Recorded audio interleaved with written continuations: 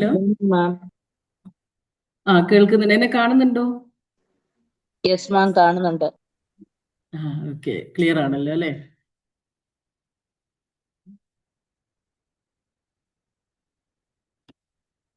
പിന്നെ ഇന്നത്തെ സെഷൻ അപ്പോൾ നമ്മൾക്ക്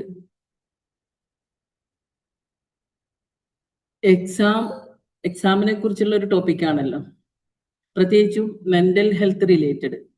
ഈ സമയത്ത് നമ്മൾക്ക് അറിയാൻ കഴിയും, ഒരുപാട് ആളുകൾ നമ്മളടുത്ത് വരുന്നത് സ്വാഭാവികമായിട്ട് ഈ ഒരു പരീക്ഷാ പേടി, ഒരുപാട് നന്നായി പഠിക്കുന്ന കുട്ടികൾ, പക്ഷേ പലർക്കും എക്സാം നന്നായി ചെയ്യാൻ പറ്റണില്ല. അതൊരു നമ്മളൊക്കെ കൗൺസിലിംഗ് അനുഭവങ്ങളിൽ ഒരുപാട് അതിന് ശരിയായ രീതിയിൽ ആ ഒരു എക്സാം ഫിയറിനെ മാറ്റി കൊടുക്കുക, കോൺഫിഡൻസ് ബിൽഡ് ചെയ്യുക, പിന്നെ സമ്മർദ്ദങ്ങൾ കുറക്കുക. കുട്ടികൾക്ക് പ്രത്യേകിച്ച് എക്സാം എന്ന് പറയുമ്പോൾ വീട്ടിൽ നിന്നും നാട്ടിൽ നിന്നും ഒക്കെ കിട്ടുന്ന ഒരുപാട് സമ്മർദ്ദങ്ങളുണ്ട്. അപ്പം അത് കൂളായി അവരെ തരണം ചെയ്യാൻ വേണ്ടി നമ്മൾ ഹെൽപ്പ് ചെയ്യുക എന്നുള്ളതാണ് ഈ ഒരു സെഷൻ്റെ ഉദ്ദേശ ലക്ഷ്യം. എന്തായാലും നല്ലൊരു സുപ്രഭാതം ആശംസിക്കുകയാണ്. ഇന്ന് അവധി ദിവസം എല്ലാവരും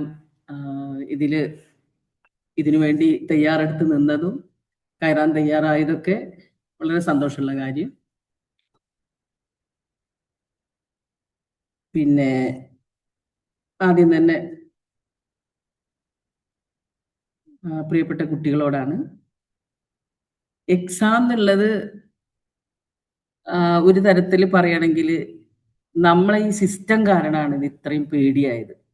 അപ്പൊ ഇനി നിങ്ങളൊക്കെ സമീപ ഭാവിയിൽ തന്നെ ഏറ്റവും നല്ല എന്താ പറയാ, നല്ലൊരു നമ്മൾക്കുള്ള സിസ്റ്റത്തിനെ മാറ്റാൻ പറ്റുന്ന രീതിയിൽ ഏറ്റവും നന്നായി പഠിച്ച് ഏറ്റവും നന്നായി ഇത്തരം രംഗങ്ങളിൽ, അതായത് നമ്മളെ സ്ട്രാറ്റജി രൂപപ്പെടുത്തുന്ന അല്ലെങ്കിൽ ഈ കരിക്കുലം ബിൽഡ് ചെയ്യാനുള്ള കുട്ടികളൊക്കെ ആയി മാറട്ടെ. അപ്പൊ നിങ്ങൾക്ക് ഇപ്പൊ നന്നായി മനസ്സിലാവും ഈ ഒരു ഡിജിറ്റൽ ഇറയിൽ ഇത്രയും ഒരു സന്ദർഭത്തിൽ എന്തുകൊണ്ടാണ് നമ്മൾ എക്സാമിനെ ഇത്ര അധികം പേടിക്കുന്നത്, നമ്മൾ എക്സാമിന്റെ സിസ്റ്റം എങ്ങനെയുണ്ട് എന്നൊക്കെ ഉള്ളത്, നമ്മൾക്ക് എങ്ങനെ എന്തെല്ലാം കാര്യങ്ങൾ നമ്മൾ മാറ്റണം എന്നൊക്കെ ഉള്ളത് നല്ല രീതിയിൽ നിങ്ങൾക്കാണ് എല്ലാവരെക്കാളും കൂടുതൽ മനസ്സിലാവുക. കാരണം ഞങ്ങളൊക്കെ നമ്മൾ തമ്മിൽ ഒരുപാട് ഓക്കെ ആണല്ലോ അല്ലേ?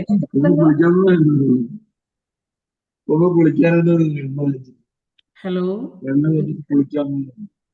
കേൾക്കുന്നുണ്ടല്ലോ അല്ലേ?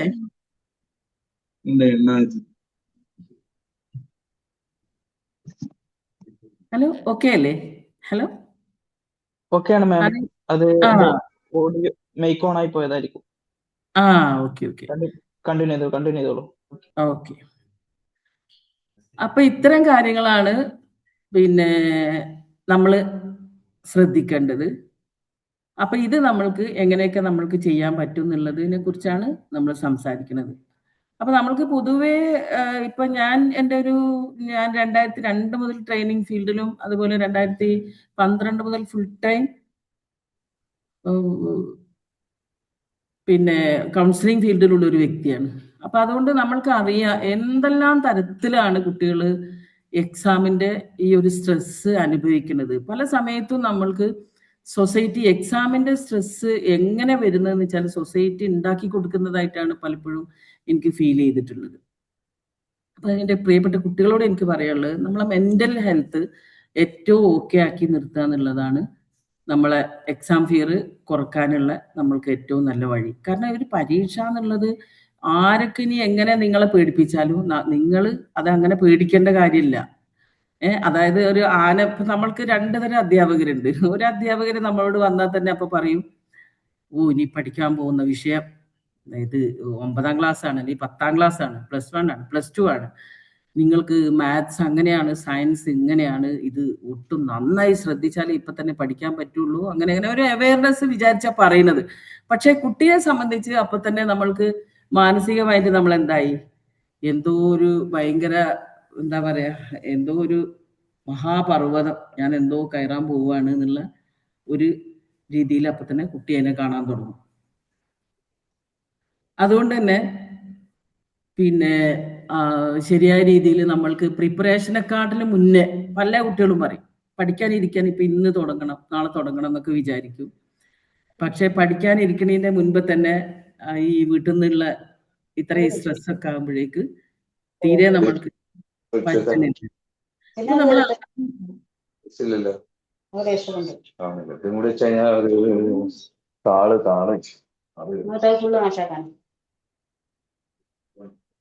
ആദ്യം നമ്മൾ മെന്റൽ ഹെൽത്തിനെ കുറിച്ചാണ് അറിഞ്ഞിരിക്കേണ്ടത്.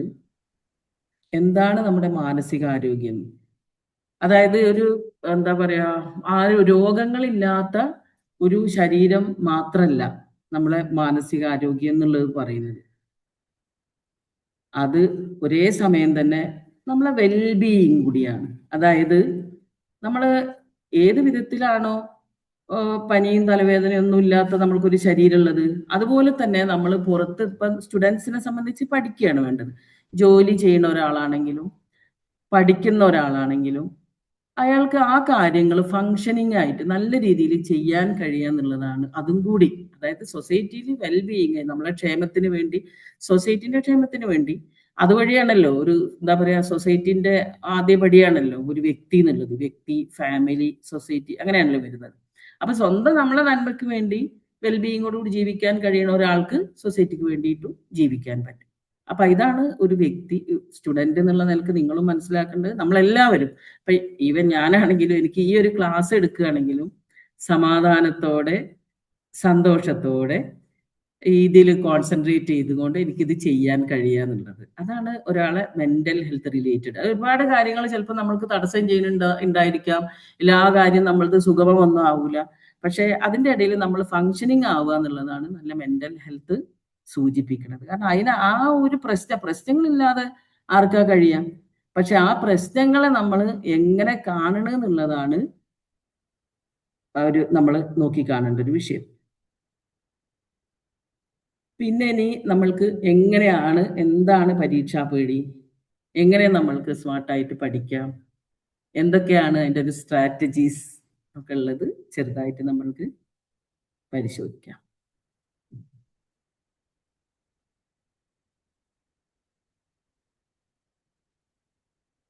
ഒന്നാമത്തെ പിന്നെ ആദ്യം തന്നെ പറഞ്ഞ ഒരാളെ ഞാൻ പറഞ്ഞല്ലോ, നമ്മൾ വെൽബീയിങ്. ഇപ്പൊ നിങ്ങൾ സ്റ്റുഡൻസ് ആണ്.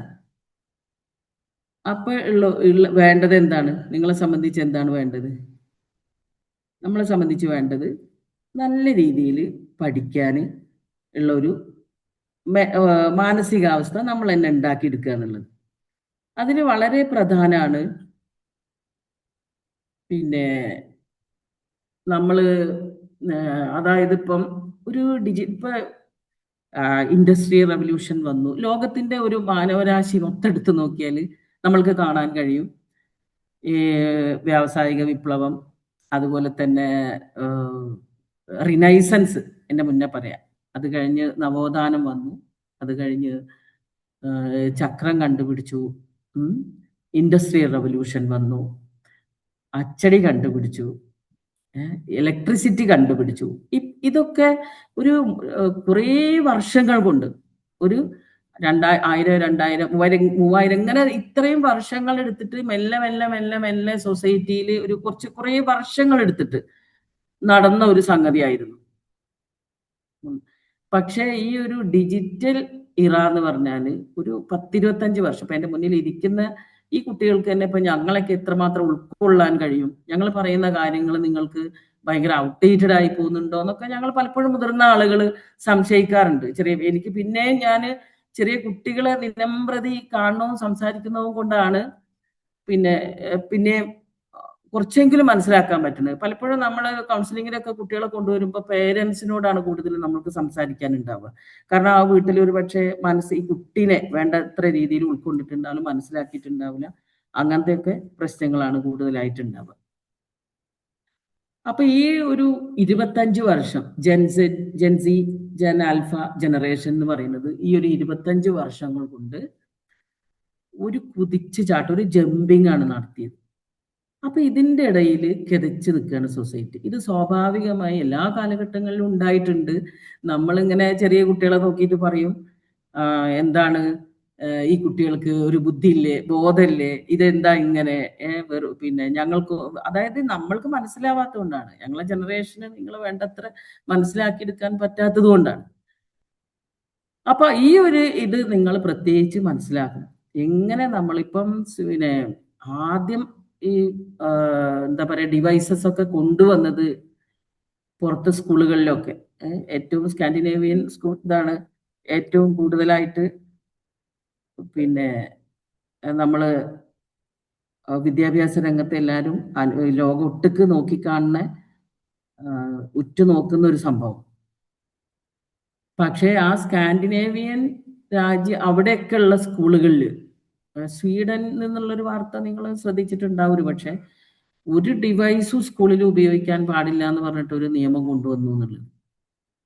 ഒരു ഡിവൈസും ഇനി സ്കൂളിൽ ഉപയോഗിക്കാൻ പാടില്ല എന്നുള്ളത്. അതായത് ഓഫ്ലൈൻ മോഡിലേക്ക് ആളുകൾ ആഗ്രഹിച്ചു കൊണ്ടിരിക്കുകയാണ്. നമ്മളെ ബ്രെയിനിനെ പിന്നെ അതായത് ഒരു സൂപ്പർ കമ്പ്യൂട്ടറാണ് നമ്മുടെ ബ്രെയിൻ.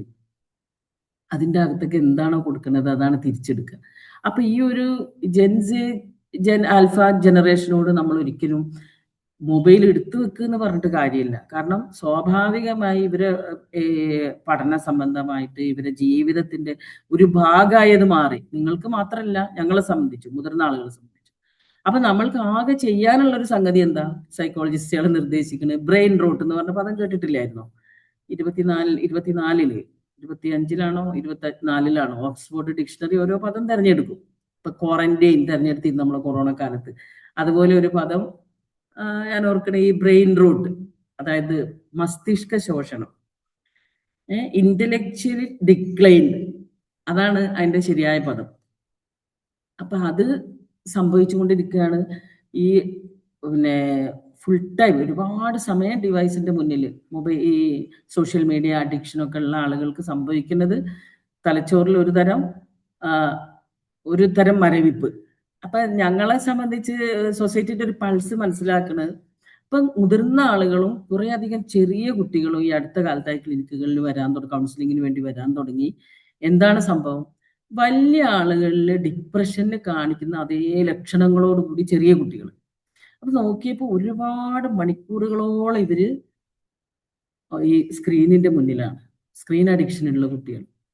ഇത് സോഷ്യലൈസ് ചെയ്യാനോ വേറെയുള്ള അതായത് ഇപ്പം ലേണിംഗ് എന്ന് പറഞ്ഞാൽ എന്താണ്? നമ്മളെ 5 സെൻസസ് ഉപയോഗിച്ച് വളരെ സന്തോഷത്തോടു കൂടി നമ്മളെ ലോകത്തെ കാണുക, കേൾക്കുക, അനുഭവിച്ചറിയുക, മനസ്സിലാക്കുക, അതൊക്കെയാണ് ലേണിംഗ്. എന്ത് കാര്യം അത് രസത്തോടു കൂടി ചെയ്യേണ്ടതാണ്. അതല്ലാതെ നമ്മളെ ഒരു ടെൻഷനോടുകൂടി അങ്ങനെ ചെയ്യേണ്ടല്ല. അപ്പൊ ഈ ബ്രെയിൻ റോട്ട് സംഭവിക്കുമ്പോൾ എന്താണ്? മസ്തിഷ്ക ശോഷണത്തെ ഇത്രയും സമയം സ്ക്രീനിന്റെ മുന്നിൽ ചെലവഴിക്കുന്ന ഒരു കുട്ടിനെ സംബന്ധിച്ച് ഒന്നും കാണാൻ പറ്റില്ല. അതായത് ഒന്നും ചിന്തിക്കാനോ.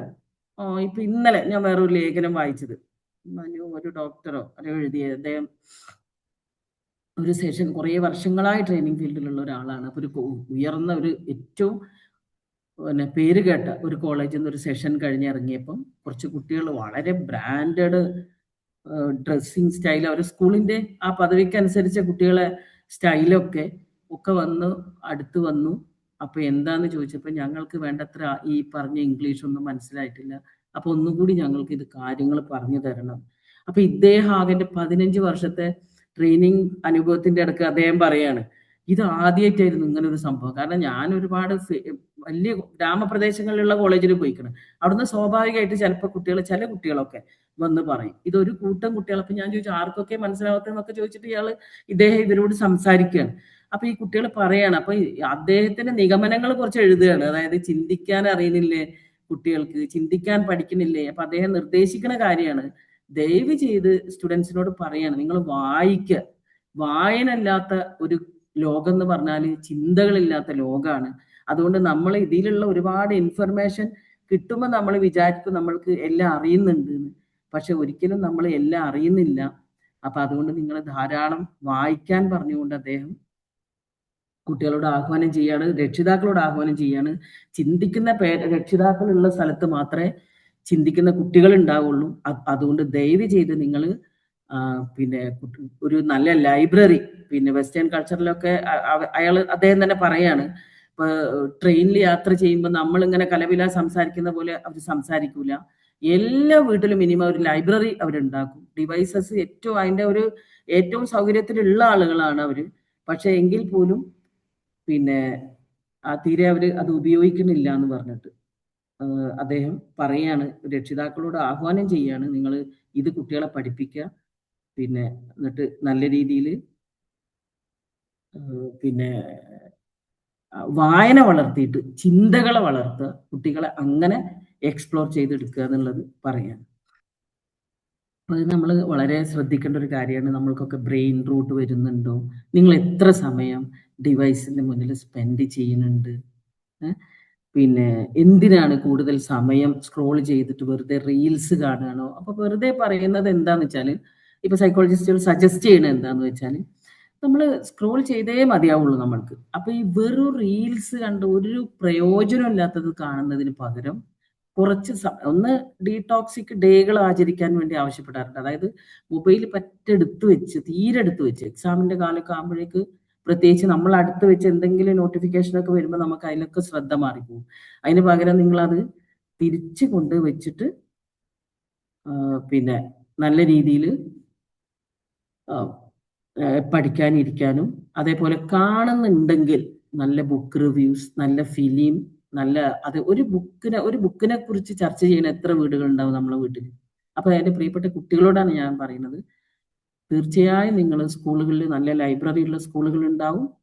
ആ സ്കൂളുകളിൽ നിന്ന് പുസ്തകങ്ങൾ എടുത്ത് കൊണ്ടുവരിക. വീട്ടിൽ അങ്ങനത്തെ ഒരു കൾച്ചർ ഒരുക്കും. പക്ഷെ ഞങ്ങളെന്ന് ഞാൻ പറയുന്നത്, ഞങ്ങൾ മുതിർന്ന ആളുകൾ പേരൻസിനെ പ്രതിനിധീകരിച്ചുകൊണ്ടാണ്. അപ്പൊ ഞങ്ങൾ അതിലൊരു പക്ഷെ പരാജയപ്പെട്ടു പോയെങ്കിൽ, നിങ്ങളത് കണക്കിലെടുക്കാതെ നിങ്ങൾ സ്വയം തന്നെ അത് തുടങ്ങണം വീടുകളിൽ അങ്ങനെ. കാരണം നിങ്ങളെ താഴെയുള്ള കുട്ടികൾ ഉണ്ടാവും, നിങ്ങൾ സ്വയം തന്നെയും. കാരണം അങ്ങനെയുള്ള കുട്ടികൾക്ക് ഉള്ളതാണ് ഇനിയുള്ള ലോകം. അതായത് വായിക്കുകയും ചിന്തിക്കുകയും കണ്ണും കാതും മനസ്സും ഒക്കെ തുറന്നു വെച്ചുകൊണ്ട് ലോകത്തെ സ്വാംശീകരിക്കാൻ, ലോകത്തെ കാണാനും കേൾക്കാനും, വീട്ടിലുള്ള പ്രായമുള്ള ആളുകളോട് സംസാരിച്ചിട്ടും അയൽപ്പക്കക്കാരോട് സംസാരിച്ചിട്ടും അങ്ങനെ ഇതിന്റെ അകത്ത് മാത്രം എല്ലാ വീട്ടിൽ പോയാലും ആളുകൾ പറയാം അതെല്ലാവരും മൊബൈലിന്റെ അകത്ത് അങ്ങനെ ഒരു കൾച്ചറായി കഴിഞ്ഞു. അതിന് പകരം നമ്മളൊരു ഡയറ്റ് പ്ലാൻ നമ്മൾ വീട്ടിൽ തയ്യാറാക്കുമ്പോൾ, അതുപോലെ ഒരു ഡിജിറ്റൽ ഡയറ്റ്, ഇപ്പൊ ഡയറ്റ് പ്ലാൻ എല്ലാവർക്കും അറിയാം. എല്ലാവരും വണ്ണം കുറക്കാനുള്ള ഡയറ്റുകൾ, അതുപോലെ തന്നെ എന്തെങ്കിലും ഷുഗർ കുറക്കാൻ, കൊളസ്ട്രോൾ കുറക്കാൻ, ഇങ്ങനെ പല രീതിയിൽ വീടുകളിലുള്ള പേരൻസിന്റെ അസുഖങ്ങൾക്കനുസരിച്ച് കുട്ടികൾ അമിതവണ്ണക്കാരാണ്, അങ്ങനെയൊക്കെ നമ്മൾ ഡയറ്റ് നടപ്പിലാക്കുന്നുണ്ട്. അതുപോലെ തന്നെ ഒരു ഡിജിറ്റൽ ഡയറ്റ് നമ്മൾ സ്വാഭാവികമായിട്ട് നടപ്പിലാക്കുക എന്നുള്ളതാണ് ആദ്യത്തെ ഒരു കാര്യം. അത് നിങ്ങൾക്കേ അത് ചെയ്യാൻ കഴിയുള്ളൂ. അപ്പൊ വീണ്ടും നമ്മൾ പരീക്ഷയിലേക്ക് വരാം. എന്തുകൊണ്ടാണ് എക്സാമിനെ പേടിക്കുന്നത്? എന്തിനാണ് എക്സാമിനെ പേടിക്കുന്നത്? ആർക്കൊക്കെയാണ് എക്സാമിന്റെ പേടി ഉള്ളത്? എക്സാമിന്റെ പേടി എന്തൊക്കെ നമ്മൾക്ക് ഫീൽ ചെയ്യാം? കുറേ കുട്ടികൾ വന്ന് പറയേ, അതിന് എക്സാം ആൾക്ക് പോണത് നന്നായി പഠിച്ചിട്ടുണ്ടാവും. എന്നിട്ട് കുട്ടികൾ ചെയ്യണൊരു തെറ്റുണ്ട്. അത് എന്നും ചിട്ടക്ക് പഠിക്കാനിരിക്കുക ഒന്നുമില്ല. നേരെ എക്സാമിന്റെ ടൈം ടേബിൾ കിട്ടിയാൽ പിന്നെ ഉറക്കില്ല, ഭക്ഷണമില്ല, അങ്ങനെ ഇങ്ങോട്ട് കയറിയിരുന്ന് പഠിക്കുക. എന്നിട്ട് എക്സാം ഇങ്ങോട്ട് ആകുമ്പോഴേക്കുണ്ട് ഒരു വിഭാഗം കുട്ടികൾ കേട്ടോ, ഞാൻ കുറേ കുട്ടികളെ കാണും. എക്സാം ഇങ്ങോട്ട് ആകുമ്പോഴേക്ക് കുട്ടികൾ ആരോഗ്യം പറ്റതായി, ഉറക്കൊക്കെ ഒന്നായിട്ട് പോയി, തലേന്നൊക്കെ ഇങ്ങോട്ട് ഇരുന്നിട്ട് ഒരു മരണ വായനയാണ്. പിന്നെ സ്കൂൾ ബസ് കയറിയിട്ടും അവിടെ എത്തുന്നത് വരെയൊക്കെ. പക്ഷെ എന്നിട്ട് ക്ലാസ്സിൽ പോയിരുന്നിട്ട് ഒരു പക്ഷേ ഉറക്കം തൂങ്ങുക, അങ്ങനെയൊക്കെ ഒരു വിഭാഗം. രണ്ടാമത്തെ ഒരു വിഭാഗം ഉണ്ട്, അത് ഇയർ തുടങ്ങുമ്പോൾ തന്നെ മൊത്തം ടൈം ടേബിളൊക്കെ അങ്ങോട്ട് എടുത്താൽ പൊന്താത്ത ടൈം ടേബിളൊക്കെ പ്രിപ്പയർ ചെയ്ത് വളരെ നല്ല രീതിയിൽ അങ്ങോട്ട് ഇരിക്കാൻ തുടങ്ങി. പിന്നെ എന്നിട്ട് നേരെ വന്നിട്ട് സ്റ്റക്കാകുന്നൊരവസ്ഥ. ആദ്യത്തെ എക്സാം വരുമ്പോഴേക്ക് എൻ്റെ കുറേ കുട്ടികൾ ക്ലിനിക്കിൽ കാണും. ഇവരിങ്ങനെ സ്റ്റക്കായി നിൽക്കുകയാണ്, ഇവർക്ക് പറ്റണില്ല, അതിന്റെ മുന്നോട്ട് അങ്ങനെ നീങ്ങാൻ പറ്റണില്ല. അങ്ങനെ ഒരു വിഭാഗം കുട്ടികളെ കാണും. അപ്പൊ ഇങ്ങനെ ഒന്നുമല്ല നമ്മൾ ചെയ്യേണ്ടത്.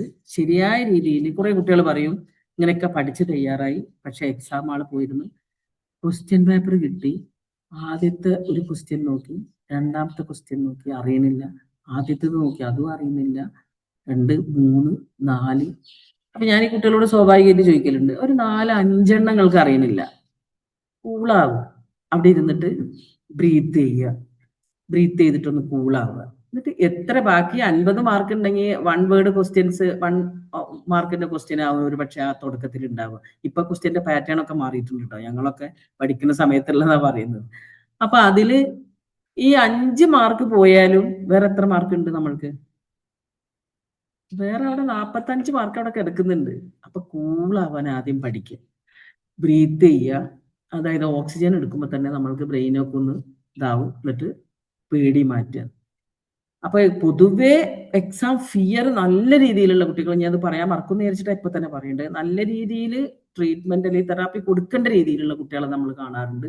ഈ കുട്ടികൾക്കുള്ള മെത്തേഡാണ്, അതായത് കൈ നെഞ്ചിടിപ്പ് കൂടുക, കൈകളൊക്കെ ഒന്നായിട്ട് വിയർക്കുക, തീരെ എക്സാം എഴുതാൻ പറ്റാണ്ടിരിക്കുക, ആകെ ബ്ലാങ്ക് ആയി പോവുക.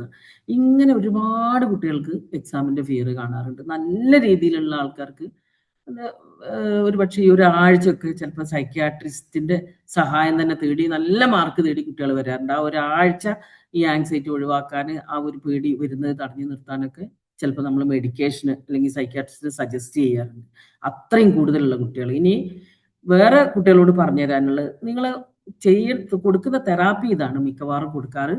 അതുകൊണ്ട് തന്നെ ശരിയാവും വിഷ്വലൈസ് ചെയ്യാൻ.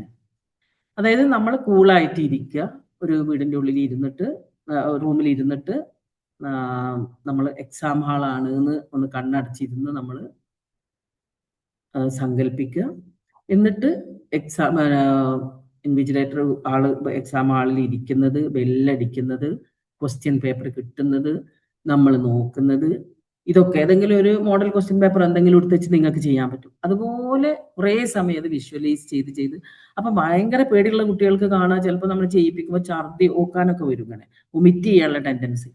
ഇങ്ങനെ ചെയ്തു വരുമ്പോൾ ഒന്നായിട്ട് കുട്ടികൾ ഛർദ്ദിക്കാൻ തുടങ്ങും, അങ്ങനെയൊക്കെ. അപ്പൊ ഒരു കുറച്ച് പ്രാവശ്യം നല്ല, നിങ്ങൾക്ക് ഒറ്റയ്ക്ക് ചെയ്യുമ്പോൾ അത്ര കൂടുതലുള്ള ആളുകൾ ഉണ്ടെങ്കിൽ ഒരു മെന്റൽ ഹെൽത്ത് പ്രാക്ടീഷണറെ ഹെൽപ്പ് തേടുക. പിന്നെ കുറഞ്ഞ ആളുകളൊക്കെ ആണെങ്കിൽ, ഇത് വളരെ കുറഞ്ഞ രീതിയിൽ കാണുന്നുണ്ടെങ്കിൽ ഞാൻ ഈ പറഞ്ഞ മെത്തേഡ്, അതായത് എക്സാം നിരന്തരം അത് നമ്മൾ ചെയ്ത് നോക്കുക. ഇനി കണ്ണടച്ചിരുന്നിട്ട് മെഡിറ്റേഷൻ ചെയ്തിട്ട് നമ്മൾ കണ്ണടച്ച് കിടന്നിട്ടോ എങ്ങനെങ്കിലും എന്തെങ്കിലും സെൽഫ് ഹിപ്നോസിസ് എന്നൊക്കെ അടിച്ചു നോക്കിയാൽ നിങ്ങൾക്ക് മെഡിറ്റേഷൻ ഫോർ ബിഗിനേഴ്സ് ഒക്കെ മെഡിറ്റേഷൻ ഒക്കെ അടിച്ചു നോക്കിയാൽ നല്ല മ്യൂസിക് ഇതൊക്കെ കിട്ടും. അങ്ങനെ അത് കേട്ട് ഇരുന്നിട്ട്, അല്ലെങ്കിൽ കേൾക്കാതെ വെറുതെ തന്നെ ഇരുന്നിട്ട്, അല്ലെങ്കിൽ എക്സാം ഫിയറിന് തന്നെ കിട്ടും, നിങ്ങൾ അടിച്ചു നോക്കി അത് സജസ്റ്റ് ചെയ്ത്. ഇപ്പം അതൊക്കെ വരുന്നുണ്ട്, യൂട്യൂബ് വീഡിയോസ് നല്ല രീതിയിൽ വരുന്നുണ്ട്. എന്നിട്ട് ആ ഇത് കേട്ടിട്ട് ആ ഓഡിയോ ഒന്ന് കണ്ണുകൾ അടച്ച് കടന്ന് ഓഡിയോ കേട്ട് അല്ലെങ്കിൽ മനസ്സിൽ കൊണ്ടുവരിക. നമ്മളൊക്കെ പോസിറ്റീവായിട്ട് മാത്രം ആലോചിക്കുക. എക്സാം ഹാളിൽ കയറണത്, എക്സാമിന്റെ ക്വസ്റ്റ്യൻ പേപ്പർ കിട്ടുന്നത്, ക്വസ്റ്റ്യൻ വായിക്കുന്നത്, പിന്നെ അതുപോലെ തന്നെ നല്ല രീതിയിൽ എക്സാം എഴുതുന്നത്, അപ്പൊ ഒക്കെ നമ്മൾ ഓക്കെ ആക്കുക. അപ്പൊ കുറച്ച് ആൾക്കാർക്ക്, ചില ആൾക്കാർക്ക് ഭയങ്കര പാനിക് അറ്റാക്ക് ഒക്കെ കാണും. അങ്ങനത്തെ ആളുകളൊക്കെ എന്തായാലും സ്വാഭാവികമായിട്ട് നിങ്ങളൊരു കൗൺസിലിംഗ് എടുക്കുക, അത് നല്ല രീതിയിൽ അത് തീർത്തിട്ട് എക്സാമിലേക്ക് നീങ്ങുക. കാരണം കുറേ കുട്ടികൾക്ക് മാർക്ക് പോണത് ഈ എക്സാമിന്റെ പേടികൊണ്ടാണ്. അപ്പൊ പിന്നെ എങ്ങനെ പഠിച്ചു തീർക്കും, ഇങ്ങനത്തെ കുറെ ആവശ്യമില്ലാത്ത നെഗറ്റീവ് തോട്ട്സ് ഇങ്ങനെയൊക്കെ വരുന്നതുകൊണ്ടാണ് കുറെ ആ പേടി കൂടുന്നത്. അപ്പൊ നമ്മൾക്ക് അതിന് ചെയ്യാനുള്ള വഴി എന്താ? നമ്മളെ പ്രിപ്പറേഷൻ ഒന്ന് സ്മാർട്ടാക്കിയാൽ നമുക്ക് ഉഷാറായിട്ട് എക്സാമിനെ നമ്മൾക്ക് ഫേസ് ചെയ്യാൻ കഴിയും. എല്ലാവരും പറയും പരീക്ഷയെ എങ്ങനെ നേരിടാനൊന്നുമില്ല, അഭിമുഖീകരിക്കലാണ്, ഫേസ് ചെയ്യലാണ് കേട്ടോ. അത് നേരിടാൻ പോകുന്ന നമ്മൾ ആരെ? ശത്രുവിനെയാണ്. അപ്പൊ എക്സാം എന്നുള്ളത് എപ്പോഴും ഒരു കൂട്ടുകാരനാണ് നമ്മളെ സംബന്ധിച്ച്. നമ്മൾ ഇത്രയും നോക്കും, ഒരു രസത്തിൽ നിങ്ങൾ ചിന്തിച്ചു നോക്ക്, നമ്മൾ ഇത്രയും സമയം പ്രിപ്പയർ ചെയ്ത് ഒരു ഇത്ര വർഷം പഠിച്ചപ്പോൾ SSLC കുട്ടികളാണെങ്കിൽ 10 വർഷം ആയി ഇപ്പൊ നമ്മൾ അല്ലേ പഠിക്കാൻ തുടങ്ങിയിട്ട്. അപ്പൊ അതൊരു ടേണിംഗ് പോയിന്റ് ആണ്. എന്ത് രസത്തിൽ എടുത്തു നോക്ക് നിങ്ങൾ. അപ്പൊ നമ്മളൊരു കൂട്ടുകാരനാണ്, ശരിക്കും നമ്മളെ ഒരു ഫ്രണ്ടാണ് എക്സാം എന്നുള്ളത്, അല്ലാതെ ശത്രുവിനെയാണ് നേരിടാൻ പോവുക. അപ്പൊ പരീക്ഷയെ നല്ല രീതിയിൽ എങ്ങനെ അഭിമുഖീകരിക്കാം എന്നാണ് നമ്മൾ പറയേണ്ടത്. പരീക്ഷയെ എങ്ങനെ നേരിടാം എന്നുള്ളത് നമ്മൾ ചിന്തിക്കാനേ. അപ്പൊ നെഗറ്റീവായിട്ട് ആലോചിക്കാതിരിക്കുക, നല്ല രീതിയിൽ പ്രിപ്പറേഷൻ നമ്മൾക്ക് സ്മാർട്ടാകും. ആദ്യം പ്ലാനിങ് വേണം, പിന്നെ മറ്റാരോടും നമ്മൾ കമ്പയർ ചെയ്യണ്ട. അപ്പൊ നമ്മളെ അടുത്തിരിക്കണ കുറെ കുട്ടികൾ വന്ന് പറയേ, എനിക്ക് പേടിയൊന്നും ഇല്ലായിരുന്നു, അപ്പൊ ഞാൻ സ്കൂളിൽ പോയപ്പോഴാണ് അവിടുന്ന് കുട്ടികളെല്ലാവരും പഠിച്ച ആൾക്കാർ ഇവരിങ്ങനെ പറയുന്നുണ്ട്. ഞാൻ എൻ്റെ അത് പഠിച്ചതിന് സമാധാനത്തിൽ പോയതാ. അപ്പൊ അവിടെ ഇരുന്നപ്പോ എല്ലാവരും പറയാ, പിന്നെ പഠിച്ചിട്ടുണ്ടോ? ഞാനത് പഠിച്ചു, ഇത് പഠിച്ചു, ഇന്ന ചാപ്റ്റർ പഠിച്ചു. ഇത് കേട്ടപ്പോ എനിക്ക് ആകെ പേടി. ഇവര് പറയണൊന്നും എനിക്ക് അറിയുന്നില്ല. അപ്പൊ തുടങ്ങി എനിക്ക് പേടി. നമ്മൾക്കുള്ള നമ്മളെ ഓരോരുത്തർ ഇപ്പൊ നമ്മളെ ശരീരത്തിന്റെ ഘടന മനുഷ്യന്മാർക്ക് കിട്ടുമല്ലോ, അതുപോലെ നമ്മളെ മനസ്സിന്റെ ഘടന ഇങ്ങനെ തന്നെയാണ്. ഓരോരുത്തരും നമ്മളെ വ്യത്യസ്തരാണ്. നമ്മൾ മറ്റുള്ളവരെ പോലെ അല്ല. നിങ്ങൾക്ക് ഇവിടെ നിങ്ങളെ പ്രായക്കാർക്കിടയിൽ ഇല്ല. ഞങ്ങളെ പ്രായത്തിലൊക്കെ ഭയങ്കര ബോഡി ഷെയ്മിങ്, തടിയുള്ള ആളുകളോട് നീണ്ടാൽ കുറ്റം, നീളം കുറഞ്ഞാൽ കുറ്റം, കറുത്താൽ കുറ്റം, വെളുത്താൽ കുറ്റം, തടിച്ചാൽ കുറ്റം, മെലിഞ്ഞാൽ കുറ്റം. ഇങ്ങനെ അമ്മനെ തല്ലിയാൽ രണ്ട് പക്ഷം എന്നൊക്കെ ഉള്ളത് കേട്ട് വളർന്ന ഞങ്ങളെ കുട്ടിക്കാലൊക്കെ. അപ്പൊ അത് തീരെ ഇപ്പൊ ഞങ്ങൾ തന്നെയാണ് അങ്ങനെ ഞങ്ങളെ കമ്പയർ ചെയ്യുന്നെങ്കിൽ ടോക്സിസിറ്റി തരുന്നത് എങ്ങനെ ഞാൻ എപ്പോഴും പറയുന്നത് പേരൻസിനെ ഉദ്ദേശിച്ചിട്ടാണ്. ഞാൻ പേരൻസിനെ പ്രതിനിധീകരിച്ചാണ് കേട്ടോ. കാരണം ഞങ്ങളൊക്കെ മക്കളെ തെറ്റുകുറ്റങ്ങളൊക്കെ ഉള്ള ആളുകൾ തന്നെയാണ്. പലപ്പോഴും നിങ്ങളെ ഈ കാലഘട്ടത്തിലേ അല്ല ഞങ്ങൾ ജീവിച്ച് വളർന്നത്. ഞങ്ങളെ കുട്ടിക്കാലം വേറെ തന്നെയാണ്. അപ്പൊ അതുകൊണ്ട് ഒരു പക്ഷേ ഞങ്ങൾ പറയുന്ന കുറെ കാര്യങ്ങൾ നിങ്ങൾക്ക് ഭയങ്കര ഔട്ട്ഡേറ്റഡ് ആയിട്ട് തോന്നുന്നുണ്ടാവും. ഞങ്ങൾക്ക് ആകെ ഉള്ളത് ഒരു കാര്യം എനിക്ക് നെഞ്ഞിൽ കൈവച്ച് പറയാൻ കഴിയുന്നതാണ്, ഞങ്ങൾക്ക് ജീവിച്ച ലൈഫ് എക്സ്പീരിയൻസസ് അത് പേരൻസിനുണ്ട്. നിങ്ങളെക്കാളും കൂടുതൽ ഓണം ഉണ്ടിട്ടുണ്ട്, ക്രിസ്തുമസ് കഴിച്ചിട്ടുണ്ട്, പെരുന്നാൾ ഉണ്ടിട്ടുണ്ട്. ഞങ്ങൾ അത്ര വ്യത്യാസമാണ് ഞങ്ങൾക്ക് പറയാൻ കഴിയുക. അപ്പൊ ഒരുപാട് കാര്യങ്ങളിൽ ഞങ്ങളെക്കാൾ ഒരുപാട് അറിവുള്ള ആളുകളാണ് നിങ്ങൾ. അപ്പൊ സ്വന്തം നമ്മൾ ആരോടും ഇപ്പൊ ഈ പറഞ്ഞ രീതിയിലുള്ള കുട്ടികളോടും എല്ലാം പഠിച്ചു എന്ന് വന്ന് പറഞ്ഞിരിക്കുന്ന കുട്ടികളോട് നമ്മൾ കമ്പയർ ചെയ്യണ്ട. വേറെ ആരോടും നമ്മൾ കമ്പയർ ചെയ്യണ്ട. നമ്മളൊന്ന് കണ്ണാടിയിൽ നോക്കിയിട്ട് സ്വന്തം തന്നെ നിങ്ങൾ നോക്ക്. നിങ്ങളെ കണ്ണിൽ നോക്കിയിട്ട് നിങ്ങൾ വളരെ ആത്മവിശ്വാസത്തോടെ ഞാൻ ഓക്കെയാണ്, ഞാൻ കൊള്ളാം, സ്വന്തം ഒന്ന് തട്ടി നോക്ക്. ഇതൊക്കെ അതായത് വേറെ ആരും എന്തോ പറഞ്ഞോട്ടെ, പക്ഷെ നമ്മള് മാത്രം നോക്ക്. നിങ്ങളെ കണ്ണുകൾ വേറെ ലോകത്ത് ഒരാൾക്ക് നിങ്ങളെ കണ്ണുകളില്ല. ഇനി ഇതുവരെ ജനിച്ചവർക്കില്ല, മരിച്ചു പോയവർക്കില്ല, ഇനി ജനിക്കാനിരിക്കുന്നവർക്കില്ല, ഇവിടെ ജീവിച്ചിരിക്കുന്നവർക്കില്ല. പിന്നെ നമ്മൾ വേറിട്ട് യുണീക്ക് ആവാൻ വേറെ എന്ത് വേണം മക്കളെ? നമ്മൾ വിരൽത്തുമ്പുകൾ ഒരുപോലെയല്ല. വിരൽത്തുമ്പുകൾ വ്യത്യസ്തമായിട്ടുള്ള സൃഷ്ടിച്ചിട്ടുള്ളത്. അതുകൊണ്ടല്ലേ തമ്പ് ഇംപ്രഷൻ എടുക്കുന്നത്, അല്ലെ? അപ്പൊ ഇങ്ങനെയൊക്കെ ഓർത്ത് നോക്കിയാൽ ഒന്ന് ആലോചിച്ച് നോക്ക്. എത്രയോ പിന്നെ എന്താ പറയാ, യുണീക്കായിട്ട്. ഈ യുണീക്ക്നെസ് അല്ലേ മക്കളെ ലോകത്തിന്റെ ഭംഗി തന്നെ നിലനിർത്തുന്നത്. നമ്മളെല്ലാവരും വ്യത്യസ്തരാണ്. വ്യത്യസ്തമായ ചിന്താഗതികൾ, വ്യത്യസ്തമായ കാഴ്ചപ്പാടുകൾ, വ്യത്യസ്തമായ ശരീരപ്രകൃതികൾ. ഇതല്ലേ ലോകം. ഇതിന്റെ ഭംഗി ഇതാണ്. അപ്പൊ ആരോട് നമ്മൾ കമ്പയർ ചെയ്യണ്ട. നമ്മളോട് സ്വയം എന്താ പറയാ, നമ്മൾ എങ്ങനെയാണോ ഓക്കെ ആയിട്ടിരിക്കുന്നത്, നിങ്ങൾ എല്ലാ അവസ്ഥയിലും നിങ്ങളെ സെൽഫ് റെസ്പെക്ട് ചെയ്യാനും എന്താ പറയാ സെൽഫ് ലവ് പഠിക്കുക. പലപ്പോഴും നമ്മൾ ഈ കൗമാര പ്രണയം കൈകാര്യം ചെയ്യുമ്പോൾ, അതായത് എന്താ പറയാ, സ്വാഭാവികമായിട്ട് ഇപ്പം കൂടുതലായിട്ട്, കാരണം ഡിവൈസസിന്റെ ഒക്കെ സഹായം ഉള്ളത് കൊണ്ട് പഴയ കാലം പോലെയല്ല. ഈ കൗമാര പ്രണയത്തിൽ പല സമയത്തും ഇതൊരു ഫാന്റസി വേൾഡിൽ ഇരുന്നിട്ട് അതൊരു സീരിയസ് ആയിട്ടുള്ള ഒരു കാര്യമല്ല. പക്ഷെ കുട്ടികൾക്ക് അപ്പം അത് മനസ്സിലാവില്ല. കാരണം ഇത്രയും കുറെ ഫിയർ എന്നും ഇത്രയും കുറെ കോൺഫിഡൻസ് ഇല്ലായ്മ അത് ഓവർകം ചെയ്യാൻ കുട്ടികൾ കണ്ടെത്തുന്നതാണ് ഈ ബന്ധങ്ങൾ എന്ന് തോന്നാറുണ്ട്. ഇപ്പൊ അത് കുറച്ചും കൂടി അപകടം.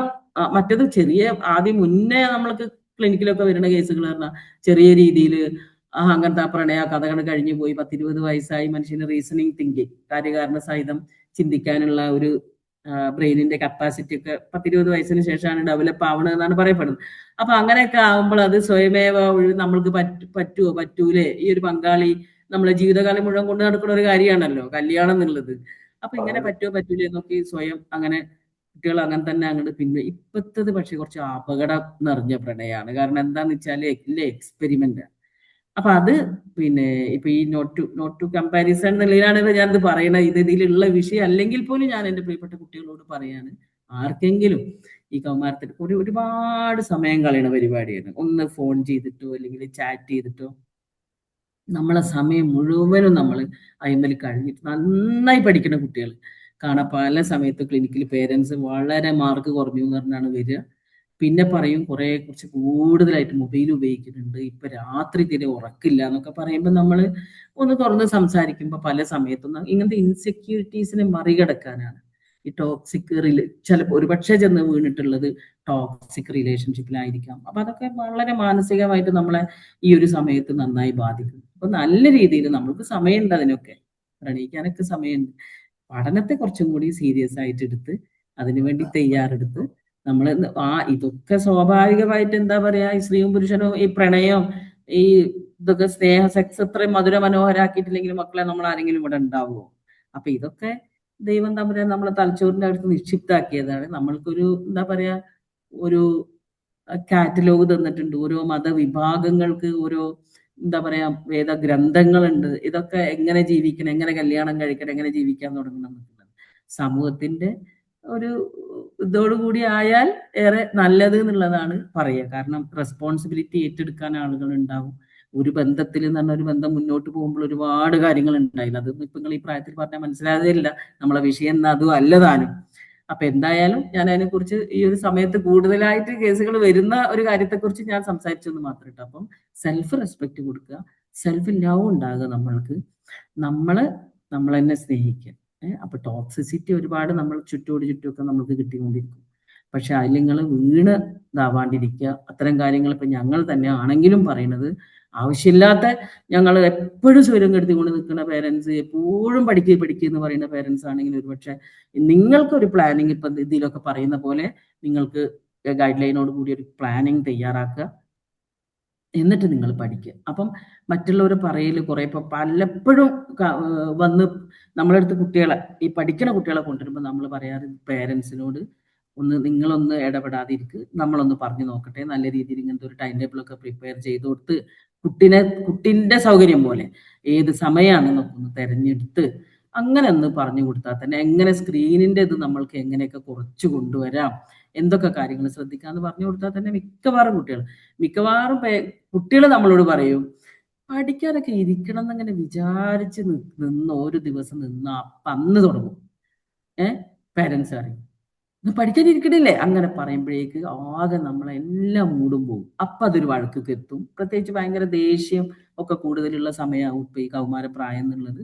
അപ്പൊ അതൊക്കെ പരിഗണിച്ചും കൊണ്ട് ദേഷ്യം കൂടുതലുള്ള ആളുകൾക്ക് ഞാൻ പിന്നെ ടിപ്സ് പറഞ്ഞുതരുന്നുണ്ട്, പിന്നെ സമയം ഉണ്ടെങ്കിൽ പറയണ്ട്.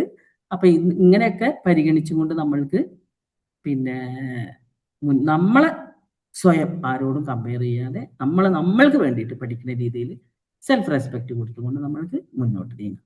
ഉറക്കം, ഭക്ഷണം, നല്ല ശരിയായി സ്ലീപ്പ് ഹൈജീൻ പാലിക്കണം. ഇപ്പം മിക്ക കുട്ടികളും ക്ലാസ്സിലിരുന്ന് ടീച്ചേഴ്സ് ഇതിൽ പിന്നെ നിങ്ങൾ ടീച്ചേഴ്സ് പേരൻസ് ഉള്ള കുട്ടികളൊക്കെ നിങ്ങൾ സംസാരിച്ചു ക്ലാസ്സിലിരുന്ന് ഉറക്കം തൂങ്ങുന്ന കുട്ടികളുണ്ടോ എന്നുള്ളത്.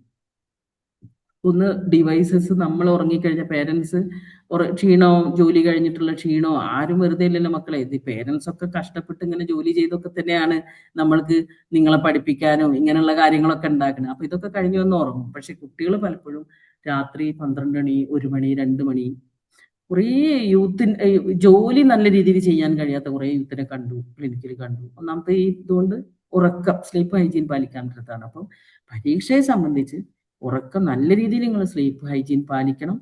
ഫുഡ് ആ സമയത്തൊക്കെ വാരി വലിച്ച് എന്താ വെച്ചാൽ വൈകുന്നേരമൊക്കെ ഒരുപാട് കഴിച്ച് നേരെ പഠിക്കാൻ ഇരുന്നാൽ തന്നെ ഉറക്കം തൂങ്ങണം, അങ്ങനത്തെ ഒരു അവസ്ഥയൊന്നും ഉണ്ടാവരുത്. ഭക്ഷണം ഹെൽത്തി ആയിരിക്കാനും ശ്രദ്ധിക്കണം.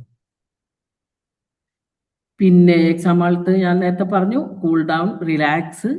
പിന്നെ ക്വസ്റ്റ്യൻ പേപ്പർ കിട്ടിയാൽ നന്നായി ബ്രീത്ത് ചെയ്യുമ്പോൾ നമ്മൾ മനസ്സിൽ ആലോചിക്കുക സ്ട്രെസ്സൊക്കെ റിലീസ് ചെയ്യാണ്. ബ്രീത്ത് ഔട്ട് ചെയ്യുമ്പോൾ ഇങ്ങനെ ബ്രീത്ത് എടുത്തിട്ട് അങ്ങനെ ഓക്സിജൻ കയറുമ്പോൾ തന്നെ നമ്മൾക്ക് ഇപ്പൊ നിങ്ങളൊരു കുറച്ച് ദിവസമായിട്ട് ഇപ്പോൾ ആരതൊക്കെ ഒരു വീഡിയോ കണ്ടോ നിങ്ങൾ, നമ്മൾ സ്ട്രെസ്സിൽ ഇങ്ങനെ നിൽക്കുകയാണെങ്കിൽ നമ്മളൊന്ന് ചിരിച്ച് നോക്കുകയാണ്. ചിരിക്കുമ്പം മസിൽസ് ഒക്കെ നമ്മളത് ബ്രെയിനിന് മെസ്സേജ് കൊടുക്കും ചിരിക്കുകയാണ്.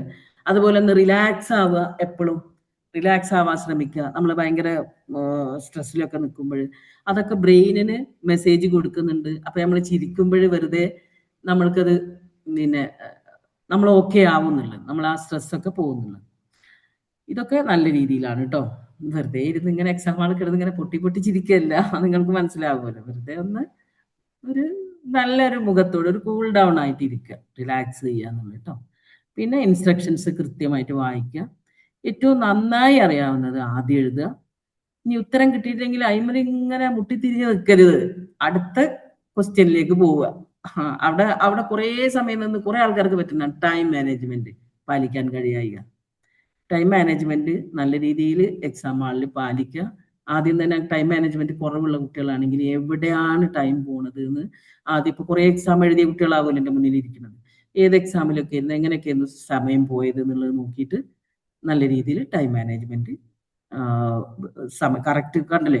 ഏറ്റവും നന്നായി അറിയാവുന്നത് ആദ്യം എഴുതിയ പിന്നെ ഉത്തരം കിട്ടാതെ ഇങ്ങനെ അയിമേല് ആ ക്വസ്റ്റ്യൻസ് അടുത്ത ക്വസ്റ്റ്യൻസ് ഒക്കെ കാണാൻ തുടങ്ങുമ്പോൾ തന്നെ നമ്മൾക്ക് കണ്ടിട്ടില്ലേ, ചില ക്വസ്റ്റ്യൻസ് ഇപ്പൊ നമുക്ക് കിട്ടാതെ പോയ ക്വസ്റ്റ്യൻസിന് റിലേറ്റ് ചെയ്യുന്ന എന്തെങ്കിലും ക്വസ്റ്റ്യൻസ് ഉണ്ടാവും, അത് കാണുമ്പോൾ നമ്മൾക്ക് അതിന്റെ ആൻസർ വരും. അപ്പോൾ അത് എഴുതുക, എടുത്തിട്ട് ലാസ്റ്റ് നമ്മൾ നോക്കിയിട്ട് ഏതൊക്കെ എഴുതാത്ത മാർക്ക് ചെയ്ത് പോവുക, എഴുതാത്തത് ലാസ്റ്റ് അത് അല്ലെങ്കിൽ എഴുതിയത് മാർക്ക് ചെയ്ത് പോവുക.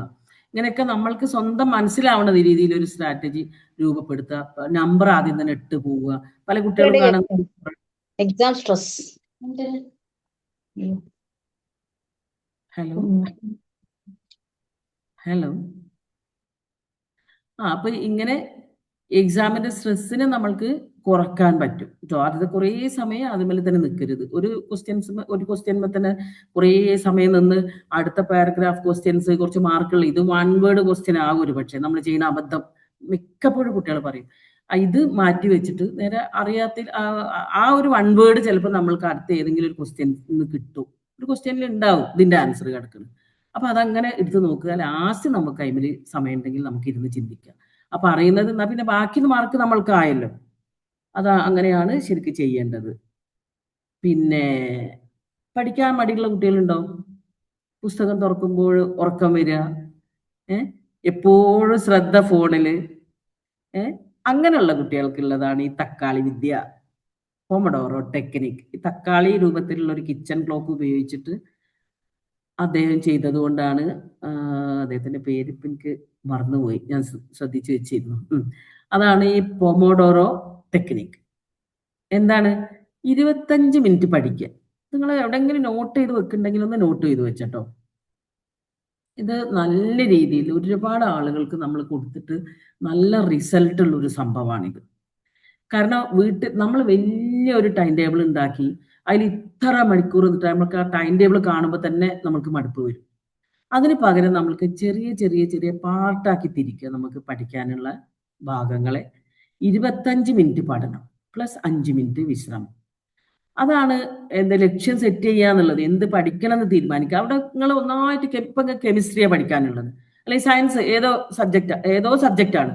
അപ്പൊ അതിന്റെ ഒന്നായിട്ടുള്ള മുഴുവൻ ചാപ്റ്റർ ഞാനൊന്ന് 10 പാടന്ന് പഠിച്ചു തീർക്കും. അങ്ങനെയൊന്നും തെറ്റായ ഒരു തീരുമാനം എടുക്കണ്ടേ. ഇപ്പോഴും സമയമുണ്ട്. നമുക്ക് പബ്ലിക് എക്സാമിന് നിങ്ങൾ ഇന്ന് തൊട്ടൊന്ന് കണക്കൂട്ടി നോക്കുക. ഈ രീതിയൊക്കെ ഒന്ന് തയ്യാറെടുത്തിട്ട് എത്ര ദിവസം നമ്മൾക്ക് ഇനി കിട്ടുന്നുണ്ട്. ഇപ്പൊ ക്രിസ്മസ് എക്സാം കഴിഞ്ഞു, ഇനിയുണ്ട് പബ്ലിക് എക്സാമിന്. ഇപ്പൊ പ്രിപ്പയർ ചെയ്യാൻ തുടങ്ങുന്ന ഒരു കുട്ടിക്ക് തന്നെ നല്ല മാർക്ക് വാങ്ങിയിട്ട്, അപ്പൊ അതായത് ഒരു തിയറി ഇങ്ങനെയാണ്. ഇപ്പൊ ഒരാളിപ്പോ നമുക്ക് ഇൻട്രസ്റ്റ് ഉള്ള ഒരു കാര്യത്തിന് 1 മണിക്കൂർ ഒരു ദിവസം നീക്കി വെക്കുന്നുണ്ടെങ്കിൽ 1 മാസം കൊണ്ട് എത്ര മണിക്കൂർ നീക്കി വെച്ച് നോക്ക്. അങ്ങനെ ഒരു 5 മണിക്കൂർ 1 മണിക്കൂർ നീക്കി വെക്കുന്നുണ്ടെങ്കിൽ തന്നെ അയാൾക്ക് ആ ഒരു 6 മാസം കൊണ്ട് 1 വർഷം കൊണ്ട് അയാൾ അതിലൊരു കുറച്ചൊരു എക്സ്പെർട്ടൈസ് അയാൾക്ക് എക്സ്പെർട്ട് ആയിട്ടുണ്ടാവും. ഒരു 5 മണിക്കൂർ അയാൾ അതിനു വേണ്ടി നീക്കി വെക്കുന്നുണ്ടെങ്കിൽ ഒരു ഇൻട്രസ്റ്റ് ഉള്ള ഒരു കാര്യത്തിന്, പിന്നെ അയാളെ വെല്ലാൻ ആ കാര്യത്തിന് ആരും. ഇത് തന്നെയാണ് പഠനത്തിന്റെ രീതി. ഇപ്പം നമ്മളെ സംബന്ധിച്ച് എക്സാം ആണ് വലുത്, പഠനമാണ് വലുത് സ്റ്റുഡൻസിനെ സംബന്ധിച്ച്. അപ്പൊ അതുകൊണ്ട് നമ്മൾ ഇത്തരം ടെക്നിക്കുകൾ എന്ത് ഉപയോഗിച്ചിട്ടും, അതായത് ഒരുമിച്ച് ഒന്നായിട്ടൊരു പുസ്തകം എടുക്കുകയല്ല, അതിൽ നിന്നുള്ള ഏറ്റവും നല്ലൊരു കൂളായ സമയത്ത് ഏറ്റവും ടഫായിട്ടുള്ള ഭാഗം എടുക്കുക. നമുക്ക് മാനസികമായിട്ടൊക്കെ നമ്മൾ നല്ല ഒരു ഓക്കെ ആയിട്ടിരിക്കുന്ന സമയത്ത് 25 മിനിറ്റ് പഠിക്കുക, എന്നിട്ട് 5 മിനിറ്റ് വിശ്രമം. ഈ 5 മിനിറ്റ് എപ്പോഴും നമ്മൾ പറയും നിങ്ങൾ ഡിവൈസസിലേക്ക് പോകരുത് എന്ന് പറയും. ഡിവൈസിലേക്ക് പോകുമ്പോഴുള്ള പ്രശ്നം എന്താണെന്ന് വെച്ചാൽ അതിന്മേ തന്നെ നമ്മൾ പല കുട്ടികളും വന്ന് പറയും, വൈകുന്നേരം ഒന്ന് പഠിക്കാൻ ഇരിക്കണം എന്ന് വിചാരിച്ച് അവിടെ ഇരുന്നതാണ്, പിന്നെ പക്ഷെ എന്തുണ്ടായി എന്ന് പറഞ്ഞാൽ അപ്പോഴാണ് ചങ്കിനൊന്ന് വിളിക്കട്ടെ എന്ന് വിചാരിച്ച് ഫോൺ എടുത്തു. പിന്നെ അയിമെന്ന് നമ്മൾ 9 മണിക്ക് പേരന്റ് ആരെങ്കിലും ഭക്ഷണം കഴിക്കാൻ വിളിക്കുമ്പോൾ, എടാ നീ ഫുഡ് കഴിക്കണില്ലേ എന്ന് ചോദിക്കുമ്പോഴാണ് എവിടെ പോയി 6:30 7 മണിക്ക് ഇരുന്ന ഞാൻ ഈ 2 മണിക്കൂർ എന്താ ചെയ്തതെന്ന് വെറുതെ സ്ക്രോൾ ചെയ്ത സമയം. അപ്പൊ അങ്ങനത്തെ ഫോണ് അവിടുന്ന് മാറ്റി വെക്കുക. ഫോണുമ്മലേക്ക് പോവുകയും ചെയ്യരുത് ഈ 5 മിനിറ്റ് നിങ്ങൾ വിശ്രമിക്കാൻ പോകുന്നത്. കാരണം നമ്മൾ ഇരുന്നാ പിന്നെ അത് പേരൻസിന്റെ കയ്യിൽ കൊടുക്കുക എന്നുള്ളതാണ് ഏറ്റവും നല്ല വഴി. അത് പേരൻസ് ആവട്ടെ, നിങ്ങൾ അവരെ തെറ്റിപ്പിച്ച് വാങ്ങിക്കരുത്. പേരൻസ് ആരെങ്കിലും ഇതിൽ ഇരിക്കുന്നുണ്ടെങ്കിൽ ഞാൻ പറയാണ്, ഇവരെ വഴക്കടിച്ച് ഇവരെ വഴക്ക് പറഞ്ഞ് ഇത് കൊണ്ട് തന്നേ മതിയാവുള്ളൂ, അങ്ങനെ തെറ്റിപ്പിച്ച് വാങ്ങിക്കരുത്. അവരോട് ഡിസ്കസ് ചെയ്തിട്ട് നല്ല അവരെ റെസ്പെക്ട് ചെയ്തുകൊണ്ട്, എല്ലാവരും മനുഷ്യന്മാരാണ്, നമ്മൾ ചീത്ത പറയുന്ന അടിക്കുന്നതൊക്കെ കാലം കഴിഞ്ഞു. അവരെ റെസ്പെക്ട് ചെയ്തുകൊണ്ട് അവരോട് കൂടി ആലോചിച്ചുകൊണ്ട് നമ്മൾക്ക് എന്തൊക്കെ ടെക്നിക്ക് നമുക്ക് നടത്തിയെടുക്കാൻ പറ്റും, അത് അങ്ങനെയാണ് ഒരു വീട്ടിൽ കുട്ടികൾക്ക് നമ്മൾ അങ്ങനെ ചെയ്താൽ. ഇത് അവരുടെ അടുത്ത് ഫോണ് വാങ്ങിച്ച് നമ്മൾ ഇഷ്ടംപോലെ അവിടെ ഇരുന്നിട്ട് ഫോണ് വാങ്ങി വെക്കുക, വീട് ഒന്നായിട്ടാണ് എക്സാമിന് വേണ്ടി ഒരുങ്ങേണ്ടത്. അപ്പൊ അങ്ങനത്തെ ഒരു അന്തരീക്ഷമുള്ള വീട്ടിൽ നിന്ന് കൂളാവാൻ കുട്ടികൾ, അത് വിചാരിച്ച് കുട്ടികൾ 24 മണിക്കൂർ പഠിക്കുക, 24 മണിക്കൂർ പഠിക്കുക എന്ന് പറയാൻ പറ്റുമോ? അത് പറ്റൂല. ഇതിற்கு എന്റർടൈൻ ചെയ്യണം, റെസ്റ്റ് വിശ്രമം വേണം, ഇതിനൊക്കെ സമയം കൊടുക്കണം, ഉറക്കം വേണം, ഭക്ഷണം നല്ലോണം കഴിക്കണം. ഇതിലൊക്കെ പേരൻസിന്റെ നിതാന്ത ജാഗ്രത ആവശ്യമാണ്.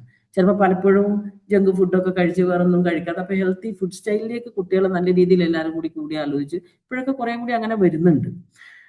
അപ്പൊ ഇത് ഈ പൊമഡോറോ ടെക്നിക്ക് ഇങ്ങനെ 25 മിനിറ്റ് പഠനം, 5 മിനിറ്റ് വിശ്രമം, അങ്ങനെ അത് സെറ്റ് ചെയ്യാം. 25 മിനിറ്റ് ടൈമർ വെക്കുക, ബെല്ലടിക്കുന്നത് വരെ പഠനത്തിൽ മാത്രം ശ്രദ്ധ. മൊബൈലിൽ മാറ്റി വെക്കുക, ചെറിയ ബ്രേക്ക്. 5 മിനിറ്റ് വിശ്രമങ്ങൾ രാത്രിയെ പഠിക്കണമെങ്കിൽ അമ്പിളിമാമനൊക്കെ കുറെ കാലം അതിനെ കണ്ടിട്ട് പുറത്തിറങ്ങിയിട്ടുണ്ട്. അമ്പിളിമാമനെ കാണുക, ഒരു മൂളിപ്പാട്ട് മൂടുക, അല്ലെ? കണ്ണും കണ്ണും, നേരെ ക്ലാസ് ആണെങ്കിൽ നമുക്ക് പാടിപ്പിക്കായിരുന്നു, ഇതിപ്പോ പാടാൻ വയ്യ അല്ലേ? തമ്മിൽ തമ്മിൽ എന്തെങ്കിലുമൊക്കെ നിങ്ങൾക്ക് ഇഷ്ടമുള്ള കാര്യങ്ങൾ ചെയ്യുക കേട്ടോ. പിന്നെ അപ്പൊ 25 മിനിറ്റ് ടൈമർ വെക്കുക, ബെല്ലടിക്കണവരെ ക്വാളിറ്റി ടൈം സ്പെൻഡ് ചെയ്യാൻ പറ്റുന്നില്ല. അറ്റൻഷൻ സ്പാന് വളരെ കുറവാണ് ഇപ്പോഴത്തെ കുട്ടികൾക്ക്. അതൊന്ന് കോൺസെൻട്രേറ്റ് ചെയ്ത് ഉണ്ടാക്കിയെടുക്കുക കേട്ടോ.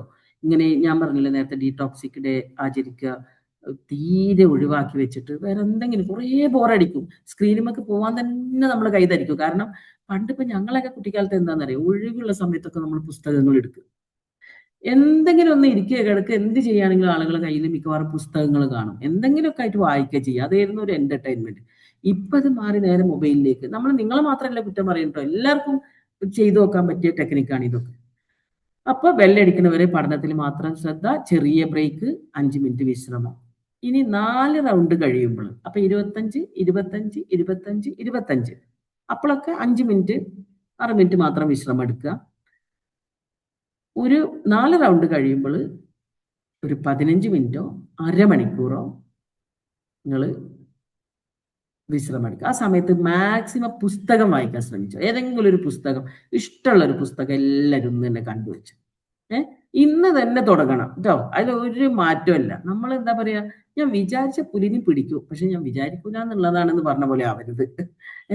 ഇന്ന് തന്നെ ഈ പ്രൊക്കാസ്റ്റിനെ നമ്മൾ നീട്ടി വെക്കുക എന്നുള്ളത് ഭയങ്കര മോശ സ്വഭാവമാണ്. എന്ത് കാര്യമാണെങ്കിലും നമ്മൾ ഇന്ന് ഇതൊക്കെ, ഞങ്ങളൊക്കെ എന്താ അറിയോ, നിങ്ങൾ വിചാരിക്കും നമ്മൾ തികഞ്ഞ ആളുകളായിട്ടാണ് ഇതൊക്കെ പറയുന്നത്. നമ്മളൊക്കെ സ്വന്തമൊക്കെ ചെയ്ത് നോക്കി വിജയിച്ച ആളുകളായതുകൊണ്ട്. കാരണം ഈ നീട്ടിവെക്കലൊക്കെ എന്റെയൊക്കെ സ്വഭാവത്തിന്റെ ഭയങ്കര ഭാഗമായിട്ടായിരുന്നു. ഇത് എല്ലാ കാലത്തും നിന്നിട്ട് അത് ഒന്നും നമ്മൾക്ക് നടക്കില്ല.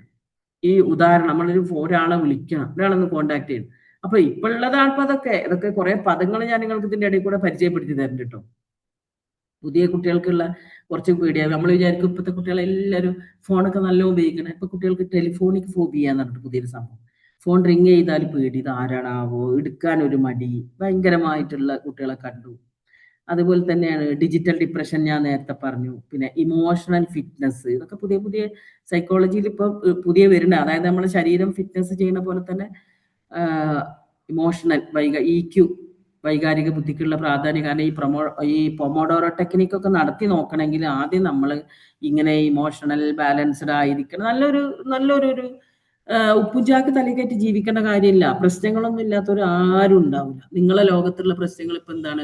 പഠന സമ്മർദ്ദങ്ങള്, ഫ്രണ്ട്ഷിപ്പിലുള്ള സമ്മർദ്ദങ്ങള്, ടോക്സിക് ആയിട്ടുള്ള റിലേഷൻഷിപ്പ് ഇഷ്യൂസ് ചിലപ്പോൾ ഉണ്ടാവും. സൊസൈറ്റിന്റെ അല്ലെങ്കിൽ ഞങ്ങൾ ഉണ്ടാക്കി തരുന്ന സമ്മർദ്ദങ്ങൾ ഉണ്ടാവും. ഇതൊക്കെ പാടെ ഒഴിവാക്കി നിർത്തിയിട്ട് നമുക്ക് ഓക്കെ ആവാൻ പറ്റൂല. നമ്മളെ വികാരങ്ങളെ തിരിച്ചറിയുക, അതിനെ നമ്മൾക്ക് നിയന്ത്രിക്കാൻ കഴിയുക എന്നുള്ളതിനാണ് ഇമോഷണൽ ഇന്റലിജൻസ് എന്ന് പറയുന്നത്. അപ്പൊ അത് നല്ല രീതിയിൽ ശ്രമിക്കുക കേട്ടോ. അപ്പം ഇതിങ്ങനെ ചെറിയ ബ്രേക്ക്, 25 മിനിറ്റ് പഠിക്കുക, 5 മിനിറ്റ് വിശ്രമം, 4 റൗണ്ട് കഴിയുമ്പോൾ വലിയൊരു ബ്രേക്ക് എടുക്കുക, അരമണിക്കൂർ എടുക്കുക. തീരെ മടുപ്പ് വരൂല, ശ്രദ്ധ കൂടും, സമയം ലാഭിക്കുക, തലച്ചോറ് എപ്പോഴും ഫ്രഷ് ആയിരിക്കും. ഇന്ന് തൊട്ട് തന്നെ ഇത് നിങ്ങൾ അടിച്ചു നോക്കിയാലും മതി, ഇതിനൊക്കെ കിട്ടും. പൊമറോഡോ ടെക്നിക്ക് എങ്ങനെ നടപ്പിൽ വരുത്താന്നുള്ളത് ഇന്ന് തൊട്ട് നിങ്ങൾ തീർച്ചയായും ഇത് നടപ്പിൽ വരുത്താൻ വേണ്ടി വരുത്തണം. അല്ലാതെ ഇത് നമ്മൾ വെറുതെ ഇങ്ങനെ പറഞ്ഞു പോയിട്ട് കാര്യമില്ലല്ലോ. അപ്പൊ എന്തായാലും പരീക്ഷ നിങ്ങൾ അറിവിനെ അളക്കാനുള്ളതാണ്, ജീവിതത്തെ അളക്കാനുള്ളതല്ല. ഇനി അടുത്തത് അതാ പറയാനുള്ളത്. മാർക്കിനെ പേടിക്കണ്ട, ആത്മാർത്ഥമായിട്ട് നിങ്ങൾ ശ്രമിക്കുക, ഫലം താനെ വരും. അടുത്തത് പറയാനുള്ളത്, കുറെ കുട്ടികൾ ഇനിയിപ്പോ ഇങ്ങനെയൊക്കെ പഠിച്ചു, കുറെ കുട്ടികൾക്ക് പഠന സംബന്ധമായിട്ട് ഇപ്പം മൾട്ടിപ്പിൾ ഇന്റലിജൻസ്, ബഹുതര ബുദ്ധി, നമ്മളെ സ്കില്ലുകൾക്കാണ് ഇപ്പം കാര്യമുള്ളത്. അപ്പൊ നിങ്ങൾക്ക് എന്താണോ സ്കില്ലുള്ളത് ആ സ്കില്ലുകൾ വളർത്തുക എന്നുള്ളതാണ് എപ്പോഴും നമ്മൾ പറഞ്ഞുകൊണ്ടിരിക്കുന്നത്. അപ്പൊ ഈ സ്കില്ലുകളാണ് നിങ്ങൾ എപ്പോഴും വളർത്തിയെടുക്കേണ്ടത്. പിന്നെ നല്ല രീതിയിൽ നിങ്ങൾ സ്കില്ലുകൾ വളർത്തിയെടുക്കുക. പിന്നെ അതുപോലെ തന്നെ പല തരത്തിലാവും. ഇപ്പൊ ചിലർക്ക് മാത്സ് ആകും താല്പര്യം, ചിലർക്ക് അപ്പം എന്താ അഭിരുചിക്കനുസരിച്ച് തൊഴിൽ മേഖല തിരഞ്ഞെടുക്കുക. സിജിയൊക്കെ അതിനാണ് നിങ്ങളെ കൂടെ ഉള്ളത്. നിങ്ങൾ ആപ്റ്റിറ്റ്യൂഡ് ടെസ്റ്റ് നടത്തുക. നിങ്ങൾക്ക് തന്നെ ചിലപ്പോൾ നിങ്ങൾക്ക് മനസ്സിലാവുന്നുണ്ടാവില്ല ഏതിലാണ് നിങ്ങൾ മുന്നിട്ട് നിൽക്കുന്ന ഏറ്റവും കഴിവ് ഏതിലാണെന്നുള്ളത്. അപ്പൊ അത് നല്ല രീതിയിൽ ഐഡന്റിഫൈ ചെയ്യുക. എന്നിട്ട് ആ സബ്ജക്റ്റിലേക്ക്, അതായത് നമുക്ക് ഏറ്റവും പാഷനായിട്ട് ചെയ്യും. പിന്നെ എന്ന് പറഞ്ഞാൽ ഇപ്പൊ ഈ 21 സെഞ്ചുറി സ്കിൽസ് എന്ന് പറഞ്ഞ കുട്ടികളെ പഠിപ്പിക്കുന്നത് തന്നെ ഫ്ലെക്സിബിലിറ്റി, അഡാപ്റ്റബിലിറ്റി, അതായത് ഫ്ലെക്സിബിൾ ആകുക എന്നുള്ളത്. നമ്മൾ ഇപ്പൊ 5 വർഷം നമ്മൾ പഠിച്ചൊരു കോഴ്സിലാവില്ല ഇപ്പൊ ആർട്ടിഫിഷ്യൽ ഇന്റലിജൻസിന്റെ ഒക്കെ വരവോടുകൂടി ചിലപ്പോൾ അതിലപ്പോൾ ലേൺ ചെയ്യാനല്ല, അൺലേൺ ചെയ്യാനും നമ്മൾ പഠിക്കണം. വേറൊരു കാര്യം പുതിയത് പഠിച്ചെടുക്കാൻ നമുക്ക് എല്ലാ സമയത്തും നമ്മൾക്ക് പുതിയ ജോബിലേക്ക് നമ്മൾക്ക് മാറാനുള്ള ഫ്ലെക്സിബിലിറ്റി ഉണ്ടാവണം. ഏത് സ്ഥലത്ത് ചെന്നാലും അവിടെ അഡാപ്റ്റ് ചെയ്യാൻ കഴിയണം. ക്രോസ് കൾച്ചറൽ ഇന്റഗ്രിറ്റി എന്ന് പറഞ്ഞാൽ വ്യത്യസ്ത ഇപ്പൊ മൈഗ്രേറ്റ് ചെയ്യാണ് കുട്ടികളൊക്കെ. അപ്പൊ നമ്മൾ ഇവിടെ തന്നെ ഒരു പൂളിൽ നിന്ന് നമ്മൾ ചിന്തിക്കരുത്. ഇതൊക്കെ കുറേ കാര്യങ്ങൾ നമ്മളിങ്ങനെ എന്താ പറയാ, നമ്മൾ പ്ലാൻ ചെയ്യുന്നതിനനുസരിച്ചൊക്കെയാണ് നമ്മളെ ലൈഫ് വരിക. നമ്മളൊന്നും ചെയ്യാതെ നമ്മൾ പിന്നെ അങ്ങനെ ആവും ഇങ്ങനെ ആവും. അപ്പൊ പരിശ്രമിച്ചു കൊണ്ടിരിക്കുന്നവർക്കുള്ളതാണ് വിജയം. ഇങ്ങനെയൊക്കെ ഇത്രയും സമയങ്ങൾ എടുത്ത് പരിശ്രമിച്ചാൽ സ്വാഭാവികമായിട്ട് വിജയം നിങ്ങളെ കൂടെ തന്നെ വരും. ഇനി ഇങ്ങനെയൊക്കെ പഠിച്ചിട്ടും ചിലപ്പോൾ തോറ്റു പോകില്ലേ മക്കളെ? തോറ്റാ തീരണതാണോ ജീവിതം? അപ്പൊ പോയിട്ട് എന്താ പറയാ, കയറെടുക്കാനും ട്രെയിനിന് തലവെക്കാനും കിണറ്റിൽ ചാടാനൊക്കെ പോയിട്ട് കാര്യമുണ്ടോ? ഇല്ല. ജീവിതം എന്നുള്ളത് വളരെ വാല്യുബിൾ ആണ് മക്കളെ. നമുക്ക് ദൈവം തന്ന അനുഗ്രഹമാണ്. നോക്ക്, കണ്ണിന് കണ്ണ് തന്നിട്ടുണ്ട്, കാഴ്ച തന്നിട്ടുണ്ട്, കേൾവി തന്നിട്ടുണ്ട്, ആരോഗ്യവും നടക്കാനുള്ള കഴിവ് തന്നിട്ടുണ്ട്, ചിന്തിക്കാനും പഠിക്കാനുള്ള ബുദ്ധി തന്നിട്ടുണ്ട്. പല തരത്തിലായിരിക്കും. ചില കുട്ടികൾക്ക് കൂടുതൽ ഇരിക്കണം, ചില കുട്ടികൾക്ക് കുറച്ച് ഇരുന്നാൽ മതി, ചില കുട്ടികൾക്ക് നല്ല മാർക്ക് കിട്ടും, ചില കുട്ടികൾക്ക് അത് വിചാരിച്ച് നിങ്ങൾ കഴിവില്ലാത്ത കുട്ടികളാണോ എന്നാണോ? അല്ല. എല്ലാം പല രീതിയിലായിരിക്കും ആളുകൾ കഴിവുള്ളത്. അപ്പൊ തോറ്റാൽ തീരണതല്ല ജീവിതം. അതിന് പോയിട്ട് നിങ്ങൾ ഒരിക്കലും ഇത്രയും വാല്യുബിൾ ആയിട്ടുള്ള ലൈഫിനെ നശിപ്പിച്ച് കളയരുത്. നമ്മൾ പലപ്പോഴും നമ്മൾ മരിക്കാൻ തീരുമാനിക്കണം. കുറെ കുട്ടികൾ വന്നിട്ട് പറയും, എന്താണ്, ഒരു കുട്ടീനോട് വന്ന് പറഞ്ഞു, കുടുംബത്തിൽ ഏതോ ഒരു കുട്ടിക്ക് ഫുൾ A+ കിട്ടി. അപ്പൊ ഭയങ്കര കമ്പാരിസൺ പേരൻസ്. അപ്പൊ ഇവന് ഒരു A+ കൂടി കിട്ടിയിട്ടില്ല. അങ്ങനെ ഇവന് ആത്മഹത്യ ചെയ്യാൻ ശ്രമിച്ചു. അപ്പൊ ഈ കുട്ടിനെ ഹോസ്പിറ്റലിൽ നിന്ന് പിന്നെ കൗൺസിലർ റൂമിലേക്ക് വിട്ടു. കൗൺസിലർ അടുത്ത് വന്നിരുന്നപ്പോ ഇവൻ പറയാം, മോനെ എന്താ ചെയ്തത്, എന്തിനാണ് ഒരു പരീക്ഷക്ക്? അപ്പൊ പറയാം, എല്ലാരും കൂടി ഇവന്റെ മാമന്റെ മോനും ആരുമാണ്, അവന് ഫുൾ A+ ഉണ്ട്, എല്ലാരും കേക്ക് മുറിക്കല്, സന്തോഷിക്കല്, എനിക്കിവിടെ ഒരു A+ കൂടി ഇല്ല. ഇതെന്താ, ഞാൻ എത്ര മണിക്കൂർ പഠിക്കാനിരിക്കലുണ്ട്, എനിക്ക് അത്ര ബുദ്ധിയുള്ളൂ. എന്റെ അച്ഛന് 4ാം ക്ലാസ്സിൽ എത്രയോ തോറ്റതാണ്. അപ്പൊ അത് അച്ഛന്റെ ബുദ്ധിയാണ് എനിക്ക് കിട്ടിയെന്നുള്ളത് അച്ഛനെ മനസ്സിലാക്കണ്ടേ എന്ന് പറഞ്ഞിട്ട് ഈ കുട്ടി വളരെ സങ്കടം പറഞ്ഞു. എന്തോ ഭാഗ്യവശാൽ ആ റൂമിലേക്ക് ആരോ വന്നത് കാരണം അവൻ രക്ഷപ്പെട്ടു. അപ്പൊ അവനോട് ഞാൻ ചോദിച്ചു, ഇനി എന്താണ് മറ്റു കുട്ടികളോട് പറയാനുള്ളത്? എന്ത് വന്നാലും അങ്ങനെയൊന്നും ചെയ്യാൻ ശ്രമിക്കരുത്. കാരണം എനിക്ക് കഴുത്തും കണ്ട് നിന്നപ്പോ തന്നെ പിന്നെ എന്റെ കൈ പൊങ്ങണില്ല. എനിക്ക് ജീവിക്കണം എന്ന് പിന്നെ അപ്പൊ തന്നെ തോന്നി. അപ്പോഴേക്കും ഞാൻ കുറെ ശ്രമിച്ചു, പക്ഷെ എന്റെ കൈയൊന്നും പൊങ്ങണില്ല. എന്തോ ഭാഗ്യത്തിന് അമ്മ അപ്പൊ റൂമിൽ വന്നതുകൊണ്ട് കണ്ടു കിട്ടിയതുകൊണ്ട് എനിക്ക് ഞാൻ ജീവിതത്തിൽ എന്ത് തോറ്റാലും എനിക്കിപ്പം മനസ്സിലായി, മാർക്കൊന്നും അല്ല കാര്യം, ഞാൻ എങ്ങനെങ്കിലും ജീവിക്കും. അവന്റെ അത്ര മാർക്ക് കിട്ടിയിട്ടില്ലെങ്കിൽ ഞാൻ എൻ്റെ ജീവിതത്തിൽ വിജയിക്കും എന്നൊക്കെ പറഞ്ഞിട്ട് വളരെ കോൺഫിഡൻസോട് കൂടി സംസാരിച്ച് പിന്നീട് കൗൺസിലിംഗ് ഒക്കെ കഴിഞ്ഞപ്പോൾ. അപ്പൊ ഞാൻ പറയുന്നത് മക്കളെ, ഒരു പീക്കിൽ എത്തുമ്പോഴാണ്, ഇപ്പം കുറെ ആളുകൾ കുറ്റം പറയും, ചീത്ത പറയും, ഒരു പീക്കിൽ എത്തുമ്പോഴാണ് നമ്മൾ ഇങ്ങനത്തെ കാര്യങ്ങളിലൊക്കെ തീരുമാനം എടുക്കുക. ആ സങ്കടത്തിന്റെ ആ പീക്ക് അപ്പൊ തീരും, ആ കൊടുമുടി അപ്പൊ തീരും. നിങ്ങൾ മരിച്ചു കഴിഞ്ഞാൽ പിന്നെ നമ്മളുണ്ടോ മക്കളെ? ഇത് അറിയാൻ നമുക്കുണ്ടോ? എത്രയോ എക്സാമിന് ഇത്രയൊക്കെ അവയർനെസ് കൊടുത്താലും എക്സാമിന്റെ കാലമാകുമ്പോഴേക്ക് എന്ത് വരും? പത്രത്തിൽ ഇങ്ങനെ കാണും. നമ്മൾക്കൊക്കെ ഭയങ്കരമായിട്ട് സങ്കടം വരും. ഒരു ജീവൻ രക്ഷപ്പെടുത്താൻ കഴിഞ്ഞ ഈ കുട്ടി എന്തെല്ലാം സമ്മർദ്ദത്തിലൂടെ കടന്നു പോയിട്ടുണ്ടാവും, ആരും പറയാൻ. അപ്പൊ എന്റെ പ്രിയപ്പെട്ട മക്കളെ, നിങ്ങളോട് പറയാനുള്ളത്, ഈ തോറ്റാലൊന്നും തീരണതല്ല, അങ്ങനെയൊക്കെ നമ്മൾ പരിശ്രമിക്കുക, അപ്പൊ മാർക്ക് തന്നെ വരും. ഇനി അഥവാ തോറ്റുപോയാൽ അങ്ങനെ തീരുന്നതേ അല്ല ജീവിതം. ഇനി ഒരൊറ്റ കാര്യം കൂടി അവയർനെസ് തരാനും മറന്നുപോയതാണ്, എക്സാമിന്റെ സബ്ജക്റ്റ് ആയതുകൊണ്ട് കുറെ കുട്ടികൾ ഇങ്ങനത്തെ ഈ സ്ട്രെസ്, ഇപ്പൊ കുറെ കുട്ടികൾ എൻ്റെ അടുത്ത് വന്നു, ലഹരി ഡി അഡിക്ഷന്റെ ട്രീറ്റ്മെന്റ്, വളരെ ചെറിയ കുട്ടികൾ. അപ്പൊ ഈ കുട്ടികളൊക്കെ അറിയാണ്ട് ഇതിലേക്ക് വന്നതാണ്. പല കുട്ടികളും പറഞ്ഞാൽ എന്താ, എനിക്ക് എക്സാം ഭയങ്കര പേടിയായിരുന്നു. അപ്പൊ എൻ്റെ ഫ്രണ്ട് പറഞ്ഞു, ഇത് കഴിച്ചാൽ ഈ എക്സാമിന് ഒരു പേടി ഉണ്ടാവില്ല, അങ്ങനെ പറഞ്ഞു തന്നതാണ്. അപ്പൊ ഇത് എക്സാം റിലേറ്റഡ് ഒരു ക്ലാസ് ആയതുകൊണ്ടാണ് ഇവിടെ ഇപ്പൊ ഇത് പറയുന്നത്. ഒരു ലഹരി അതിന്റെ ബോധവൽക്കരണ ക്ലാസ് ഒന്നും അല്ല ഇത്. എങ്കിൽ പോലെ എൻ്റെ മുന്നിൽ ഇരിക്കുന്ന കുറെ കുട്ടികളാണ് എന്നുള്ളത് എനിക്കറിയാം. അപ്പൊ ഇവര് എക്സാം പേടിയാന്ന് പറഞ്ഞ് കഴിക്കാൻ തുടങ്ങി, പിന്നെ അഡിക്ഷൻ വന്നു, പിന്നെ ഒട്ടും ഇത് തീരെയായിരുന്നു പിന്മാറാൻ പറ്റാണ്ടായി. അങ്ങനെ കുറെ കുട്ടികളെ ഞാൻ കണ്ടിട്ടുണ്ട്. അപ്പൊ ദയവ് ചെയ്ത് തെറ്റുകുറ്റങ്ങൾ നമ്മളെടുക്കുന്ന മക്കളെ പറ്റും, തിരുത്താൻ പറ്റാത്ത, ജീവിതം മുച്ചൂട് നശിച്ചു പോകുന്ന തെറ്റുകൾ നമ്മൾ വരുത്തരുത്. ഒരുപാട് തെറ്റുകൾ, ചിലപ്പോൾ നമ്മൾ ദേഷ്യപ്പെട്ടു, അധ്യാപകനോട് ദേഷ്യപ്പെട്ടു എന്ന് വരും, മാതാപിതാക്കളോട് ദേഷ്യപ്പെട്ടു എന്ന് വരും, വേറെ നമ്മൾ ഭയങ്കരമായിട്ട് ആങ്കർ ഇഷ്യൂസ് ഉള്ള കുട്ടികളുണ്ടാവും. ഇവർക്ക് ചെറിയൊരു ടിപ്സും കൂടി നേരത്തെ ഞാൻ പറഞ്ഞുതരാമെന്ന് പറഞ്ഞിരുന്നു. മെഡിറ്റേഷൻ നല്ലൊരു വഴിയാണ്.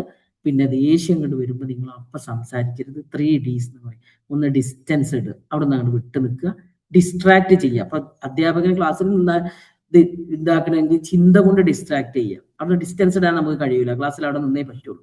അപ്പൊ ഡിസ്ട്രാക്ട് ചെയ്യുക എന്ന് പറഞ്ഞാൽ ഒരു 10ന്റെ ചിന്ത മാറ്റുക എന്ന് പറഞ്ഞാൽ 1, 2, 3 അങ്ങനെ എണ്ണി പോകുന്നുണ്ട്, 10, 9, 8 അങ്ങനെ താഴോട്ട് എണ്ണിയിട്ട് അപ്പൊ നമ്മളെ ചിന്തകൾ മാറും. നമ്മൾ അതിൽ തന്നെ കോൺസെൻട്രേറ്റ് ചെയ്യുക.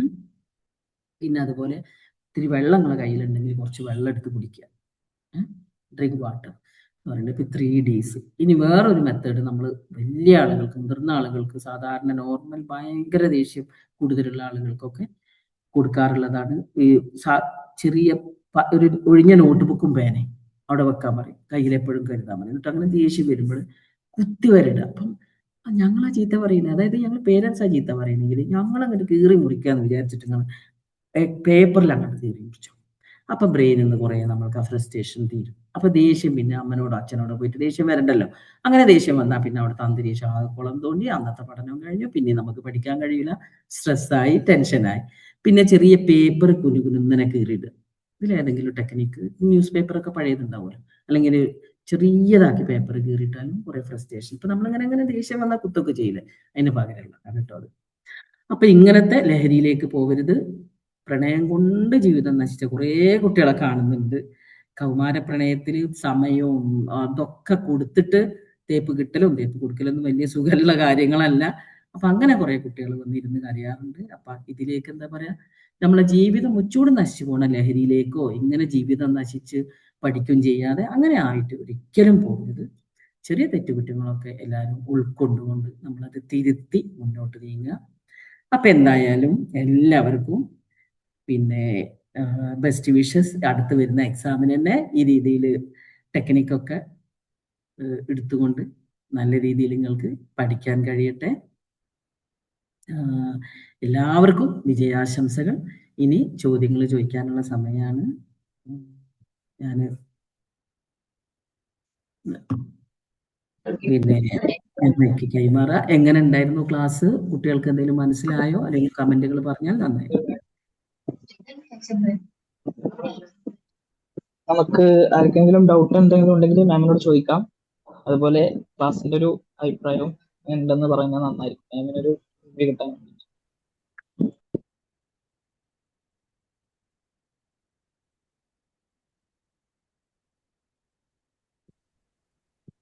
മാം, ഞാൻ അഫ്സാർ ബാബു. സാധാരണക്കാർക്ക് മനസ്സിലാവുന്ന രീതിയിലുള്ള ക്ലാസ് ആയിരുന്നു. നിങ്ങളുടെ എക്സ്പീരിയൻസ് ഷെയർ ചെയ്തതും അത് സ്ട്രെസ് ചെയ്യാനുള്ളത് തന്നെയാണ്. വളരെ പ്രായം ചെന്നവർക്കും കുട്ടികൾക്കും ഒരുപോലെ മനസ്സിലാക്കാൻ കഴിയുന്ന രീതിയിലുള്ള ഭാഷയും അവതരണ രീതിയായിരുന്നു ഒരുപാട് കാര്യങ്ങൾ പുതുതായി മനസ്സിലാക്കാൻ കഴിഞ്ഞു. ഇത്രയൊരു ക്ലാസ് നൽകിയതിൽ ഒരുപാട് സന്തോഷം. Thank you. താങ്ക്സ്.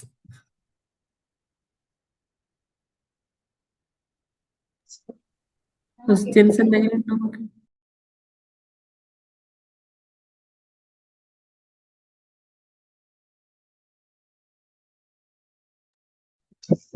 ആർക്കും ഡൗട്ട്സ് ഒന്നും ഇല്ലെങ്കിൽ നമുക്ക് വൈൻഡ് അപ്പ് ചെയ്യാം. ആർക്കെങ്കിലും ഡൗട്ട്സ് എന്തെങ്കിലും ഉണ്ടെങ്കിൽ ചോദിച്ചോ. ഞാനൊരു ചോദ്യം ചോദിക്കാം മാം. പ്ലസ് ടുക്കാരുണ്ടായിരുന്നോ? ഹലോ. ആ പറഞ്ഞു. യാ, നന്നായി പഠിക്കുന്ന കുട്ടികൾ ചിലപ്പോൾ അവർക്ക് വളരെയധികം ഫെമിലിയർ ആയ ആൻസർ ആവും, അങ്ങേയറ്റം പരിചയമുള്ള ഒരു ഉള്ളടക്കം.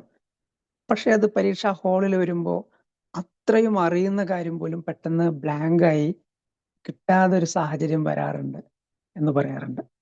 എങ്ങനെ ഈ ഒരു സാഹചര്യം പരിഹരിക്കാൻ പറ്റും? എന്താണ് അവരോട് പറഞ്ഞു കൊടുക്കാനുള്ളത്? ഈ എക്സാം ഫിയറിനെ നല്ല രീതിയിൽ ഇപ്പൊ ഞാൻ ചെയ്യണ ഒരു മെത്തഡ് എന്ന് വെച്ചാൽ ഈ സെൽഫ് ഹിപ്നോസിസ്. അതെനിക്ക് നല്ല റിസൾട്ട് കിട്ടിയാണ് എക്സാം ഫിയറിന്, എന്ത് ഫോബിയക്കും. അകാരണമായ പേടിനാണല്ലോ നമ്മൾ ഫോബിയ, ഒബ്ജക്റ്റിനോടോ സാഹചര്യങ്ങളോടുള്ള അകാരണമായ പേടിനാണ് ഫോബിയ എന്ന് പറയാം. ഇത് എക്സാം ഫിയർ ഒരു തരം ഫോബിയാണ്, അകാരണമായിട്ട് പേടിക്കുകയാണ്. ആ പേടിക്കുന്നത് കൊണ്ട് കുട്ടികൾ പോവുകയാണ്. അപ്പൊ അവരോട് മെഡിറ്റേഷൻ പ്രാക്ടീസ് ചെയ്യാൻ പറയാം. ഞാൻ നേരത്തെ സാർ അപ്പം ഉണ്ടായിരുന്നോ എന്നറിയില്ല, സെഷനിൽ ഞാൻ പറഞ്ഞിരുന്നു വിഷ്വലൈസ് ചെയ്യാൻ.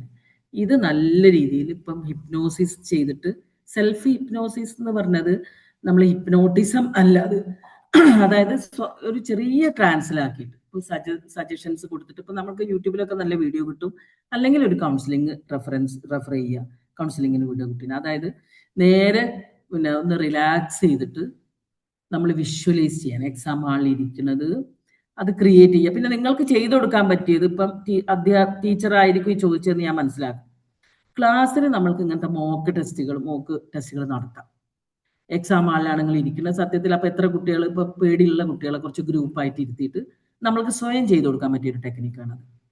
ഇവരെ ഒരുമിച്ച് ഇരുത്തിയിട്ട് ക്വസ്റ്റ്യൻ പേപ്പർ കൊടുക്കുക. അങ്ങനത്തെ അതന്നെ ആ അധ്യാപകന് യഥാർത്ഥ രീതിയിലുള്ള ഒരു ക്രിയേറ്റ് ചെയ്യുക, ക്ലാസ് റൂം ക്രിയേറ്റ് ചെയ്തിട്ട് കുറച്ച് കുട്ടികൾ, കുറേ കുട്ടികളുണ്ടാവും. നമ്മൾ തുറന്ന് സംസാരിച്ച് നന്നായി ക്ലാസ്സിൽ പെർഫോം ചെയ്യുന്ന പല കുട്ടികളും എക്സാമിൽ പോണത്. അത് ശരിക്കും EQ, ഇമോഷണൽ ഇന്റലിജൻസുമായിട്ട് ബന്ധപ്പെട്ടാണ് സത്യത്തിൽ അതുള്ളത്.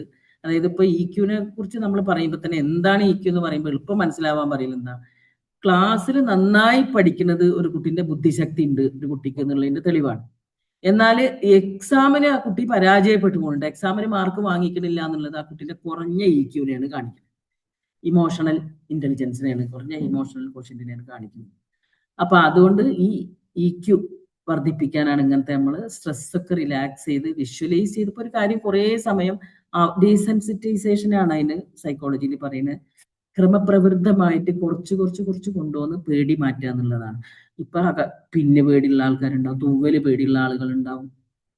അപ്പൊ നമുക്ക് ചെയ്യാൻ പറ്റിയ ഒബ്ജക്റ്റുകളെ കാണിച്ചു കൊടുത്തിട്ട് ചെയ്യാം.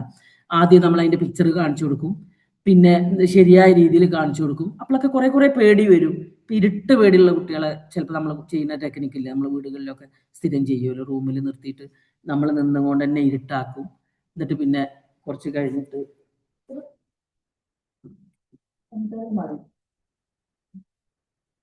പിന്നെ അങ്ങനെ ചെയ്യാന്നുള്ളത് കേട്ടോ. പിന്നെ ഇരുട്ടാക്കിയിട്ട് നമ്മൾ അത് മാറ്റിട്ട് സെക്കൻഡ് സോറി കേട്ടോ. പിന്നെ അപ്പൊ ഇങ്ങനെ ഈ രീതിയിൽ നമ്മൾക്ക് ചെയ്യാം. ഇരുട്ടത്ത് നിർത്തിയിട്ട് നമ്മൾ ഇവിടുന്ന് പുറത്തുനിന്ന്, ഇപ്പൊ നമ്മൾ സ്ഥിരം കുട്ടികളെ വീട്ടിൽ കൊണ്ടുവരുമ്പോൾ ചെയ്യുന്നതാണ്, റൂമിൽ ഇരുട്ടാക്കിയിട്ട് അവിടെ നിർത്തിയിട്ട് വിളിച്ചുകൊണ്ടിരിക്കാൻ പറയും നമ്മളോട്. ഇതൊക്കെ ഇതിന്റെ ഫോബിയ മാറ്റുന്നതിന്റെ ഇങ്ങനെ കുറച്ച് കൊണ്ടുവരുന്നതിന്റെ ടെക്നിക്കാണ്. നമ്മൾ സ്ഥിരം പാരന്റ്സ് ഒക്കെ നമ്മൾ വീട്ടിൽ നിന്ന് എപ്പോഴും ചെയ്തുകൊണ്ടിരിക്കുന്ന കാര്യം ഇത് തന്നെ എക്സാമിന് ചെയ്യേണ്ടത്. അത് മോക്ക് ടെസ്റ്റുകൾ നടത്തുക, വിഷ്വലൈസ് ചെയ്യാൻ പറയാം, ക്ലാസ് റൂമിൽ ഇരിക്കുന്നത്, എക്സാം എഴുതുന്നത്, അങ്ങനെ കുറേ പ്രാവശ്യം ചെയ്യുമ്പോൾ ആ പേടി, ഇപ്പൊ ഡ്രൈവിംഗ് പേടിയുള്ള ആൾക്കാർക്കൊക്കെ ചെയ്യാൻ പറ്റിയത്. ഓക്കെ, സംതൃപ്തിയായോ? ഇതായിരുന്നു ആഗ്രഹം. Sure. Thank you so much. വളരെ ടൈമിലെയാണ് ക്ലാസ് എന്നുള്ളതാണ് വളരെ പ്രധാനം. Okay, thank you so much. Madam, hello madam. Hello, ചോദിച്ചോളൂ. എന്റെ പേര് ദീപ, ഞാൻ ടീച്ചറാണ്. വളരെ നല്ല ക്ലാസ്സാണ് മാഡം. ഇത് ശരിക്കും പേരൻസും ടീച്ചേഴ്സും കേൾക്കേണ്ടതാണെന്ന് എനിക്ക് തോന്നുന്നു. കുട്ടികളോടൊപ്പം അവരെ സപ്പോർട്ട് ചെയ്യേണ്ടത് പേരൻസും ടീച്ചേഴ്സും ആണല്ലോ. അവരുടെ ഇത് അറിയേണ്ടതാണ് തീർച്ചയായിട്ടും. പിന്നെ എൻ്റെ ഒരു സംശയം, ഒരു ടൈം ടേബിൾ സെറ്റ് ചെയ്യുന്നതുമായിട്ട് ബന്ധപ്പെട്ട് എങ്ങനെയാണ് മാഡം? ഞങ്ങൾക്കിപ്പോൾ ടീച്ചേഴ്സിനായിക്കോട്ടെ പേരൻസിനായിക്കോട്ടെ കുട്ടികളെ ഹെൽപ്പ് ചെയ്യാൻ രീതിയിൽ എങ്ങനെയാണ് ഒരു ടൈം ടേബിൾ സെറ്റ് ചെയ്യേണ്ടതെന്ന് പറഞ്ഞു കൊടുക്കാനായിട്ട്? നമ്മളിപ്പോ ഞാൻ സാധാരണ ഇപ്പൊ നല്ല സക്സസ് ആയിട്ടുള്ള ഒരു ഇത് ഞാൻ എപ്പോഴും ഞാൻ ചെയ്യണതെന്ന് പറയുന്നത് എന്തുകൊണ്ടാണെന്നറിയോ? പല കുട്ടികൾക്കും പല രീതിയിലായിരിക്കും.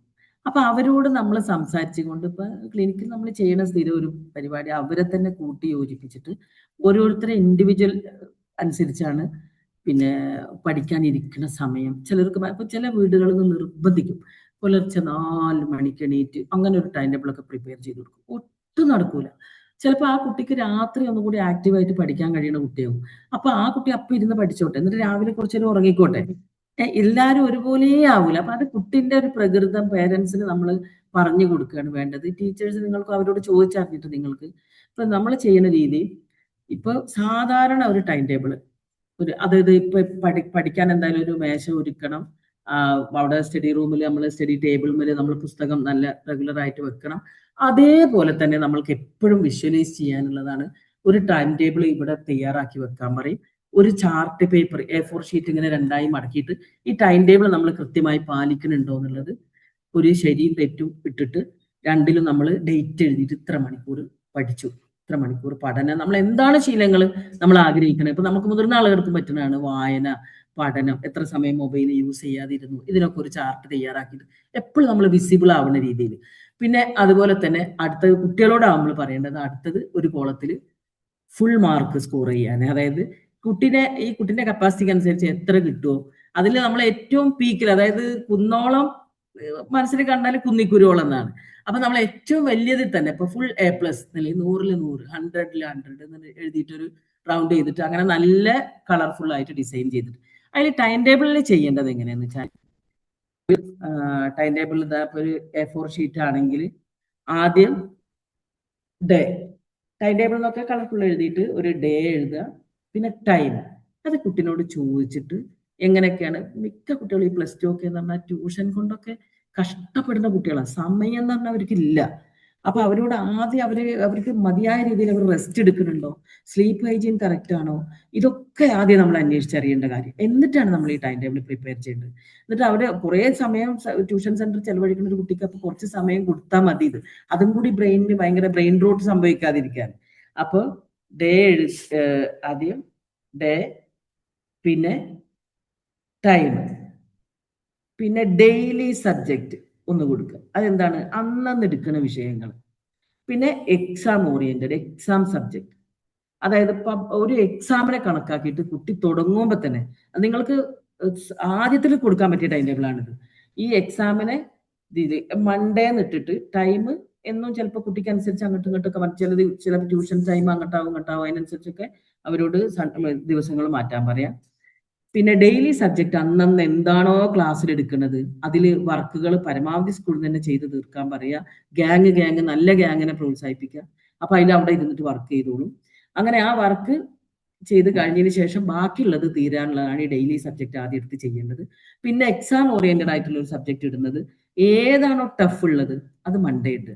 ഇപ്പൊ മാത്സ് എന്ന് കുട്ടി പറഞ്ഞാൽ മാത്സ് ഇടുക. അതിന്റെ ഒരു ഭാഗം പഠിക്കാൻ പറയുന്നുണ്ട്, ഒരു ചാപ്റ്റർ. അപ്പൊ തുടങ്ങുമ്പോൾ മെല്ലെ തുടങ്ങിയിട്ട് പിന്നെ മുറുകി വരിക വേണ്ടത്. ഇത് തുടക്കത്തിൽ മുറുകണ കുട്ടികൾ കാണാൻ നമ്മൾക്ക് ക്ലിനിക്കിൽ വരെ സ്റ്റക്കായ കുട്ടികൾ വരും. പുസ്തകം കാണാൻ വയ്യ, പഠിക്കാനിരിക്കാൻ വയ്യ. കാരണം ഒരു ഒഴിവില്ലാതെ ഓടിയിട്ട് പബ്ലിക് എക്സാം ആകുമ്പോഴേക്ക് എത്ര കുട്ടികൾ എൻട്രൻസ് എഴുതാത്ത കുട്ടികൾ എനിക്കറിയാം. അത്രയും നന്നായി പ്രിപ്പയർ ചെയ്ത് കിട്ടുന്ന ഉറപ്പുള്ള കുട്ടികൾ അവസാനം ഇത് സംഭവിച്ചിട്ട് അങ്ങനെ ഈ സ്റ്റക്കാവല് വരും. അപ്പൊ അത് വരാതിരിക്കാനാണ് ഈ ടൈം ടേബിൾ പ്രകാരം മെല്ലെ നീങ്ങിയാൽ നല്ല രീതിയിൽ. അപ്പൊ ഈ എക്സാം മൺഡേ ഏറ്റവും സബ്ജക്റ്റ് ബുദ്ധിമുട്ടുള്ളത് ഇടുക. അവിടെ നിന്ന് തൊട്ടിട്ട് ഇങ്ങനെ ഓരോ സബ്ജക്റ്റ് അവരോട് ചോദിച്ചറിഞ്ഞിട്ട് അത് ഇട്ട് വരിക.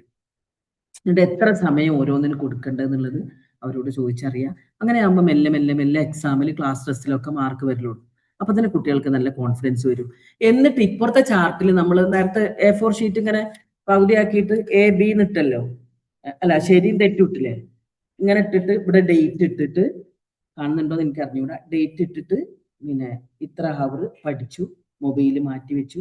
ഈ തെറ്റിട്ടതിൽ നമ്മൾ ചെയ്യാത്ത കാര്യങ്ങൾ. അപ്പൊ അതിലേക്ക് വല്ലാണ്ട് പോകരുത് അറിയും. എന്നിട്ട് പിന്നെ വെറുതെ ഒരു വാട്സാപ്പ് ഗ്രൂപ്പ് ഉണ്ടാക്കിയിട്ട് അതിലിടാലോ, അത് നിങ്ങൾക്ക് ബുദ്ധിമുട്ടാവും. പക്ഷെ അതിലേക്ക് ഇട്ടുവെച്ചാൽ നമ്മളൊന്നും ഒരാൾ മോണിറ്റർ ചെയ്യുന്നുണ്ട് എന്ന് അറിഞ്ഞാൽ, കുട്ടികൾക്ക് നമ്മൾ നോക്കാൻ ഒരാളുണ്ട് എന്ന് അറിഞ്ഞാൽ ഒന്നും കൂടി കാര്യം ഉണ്ടാവും. അപ്പൊ അങ്ങനെയുള്ള ടെക്നിക്ക് നന്നായി. എന്നിട്ട് എന്ത് ചെയ്യുക, എന്നിട്ട് നമ്മൾ ശീലാണ് പഠിക്കാൻ ഇത് ഉറപ്പിച്ചെടുക്കണതെങ്കിൽ എന്നും ഓരോ എന്തെങ്കിലും, അല്ലാതെ ഒന്നും കൊടുക്കരുത്. എന്നും ഒരു അപ്രീസിയേഷൻ കൊടുക്കുക. ഒരു മിഠായി, എന്തെങ്കിലും ഒരു ലോസഞ്ചർ മിഠായി എന്തെങ്കിലും എടുത്ത് സ്വയം കഴിക്കാൻ പറയാ. കണ്ണാടിയിൽ പോയി നോക്കിയിട്ട് വിജയ് സൂപ്പർ എന്ന് പറയുന്നത് ഞാൻ കൊള്ളാം, കുട്ടികളോട് സ്വയം ഒന്ന് തട്ടാൻ പറയാ. ഒരാഴ്ചയിൽ ഒരിക്കൽ പേരൻസിനോട് പറയാം സ്വന്തം ഒരു സമ്മാനം കൊടുക്കാൻ. മാസത്തിൽ ഒരിക്കൽ ഒരു ട്രിപ്പോ, അല്ല ട്രിപ്പ് എന്നർത്ഥം ഔട്ടിങ്, ഒന്ന് പുറത്ത് പോയിട്ട് ഒരു ഫുഡ് കഴിക്കുക, എന്തെങ്കിലും പേരൻസിനോട് ഏർപ്പാടാക്കി, അല്ലെങ്കിൽ ഇവരോട് തന്നെ സ്വയം ചെയ്യാൻ പറഞ്ഞിട്ട് ഒരു മാസം ചെയ്തതിന് നമുക്ക് സ്വയം കൊടുക്കുന്ന സമ്മാനം. ഇത് നല്ല രീതിയിൽ വർക്കാവണ കണ്ടിട്ടുണ്ട്. ഇതൊന്ന് പ്ലാൻ ചെയ്ത് നോക്കും. ഓക്കെ മാഡം, നല്ലൊരു തീർച്ചയായിട്ടും. Okay. Okay, thanks. Thank you ma'am. Okay, അങ്ങനെയാണ് നമുക്ക് ഏകദേശം വൈൻഡപ്പ് ചെയ്യാൻ തോന്നുന്നു. അങ്ങനെയാണെങ്കിൽ നമ്മ നന്ദിയിലേക്ക് കിടക്കാണ്. വേറെ ആർക്കും ഡൗട്ട് ഒന്നുമില്ല.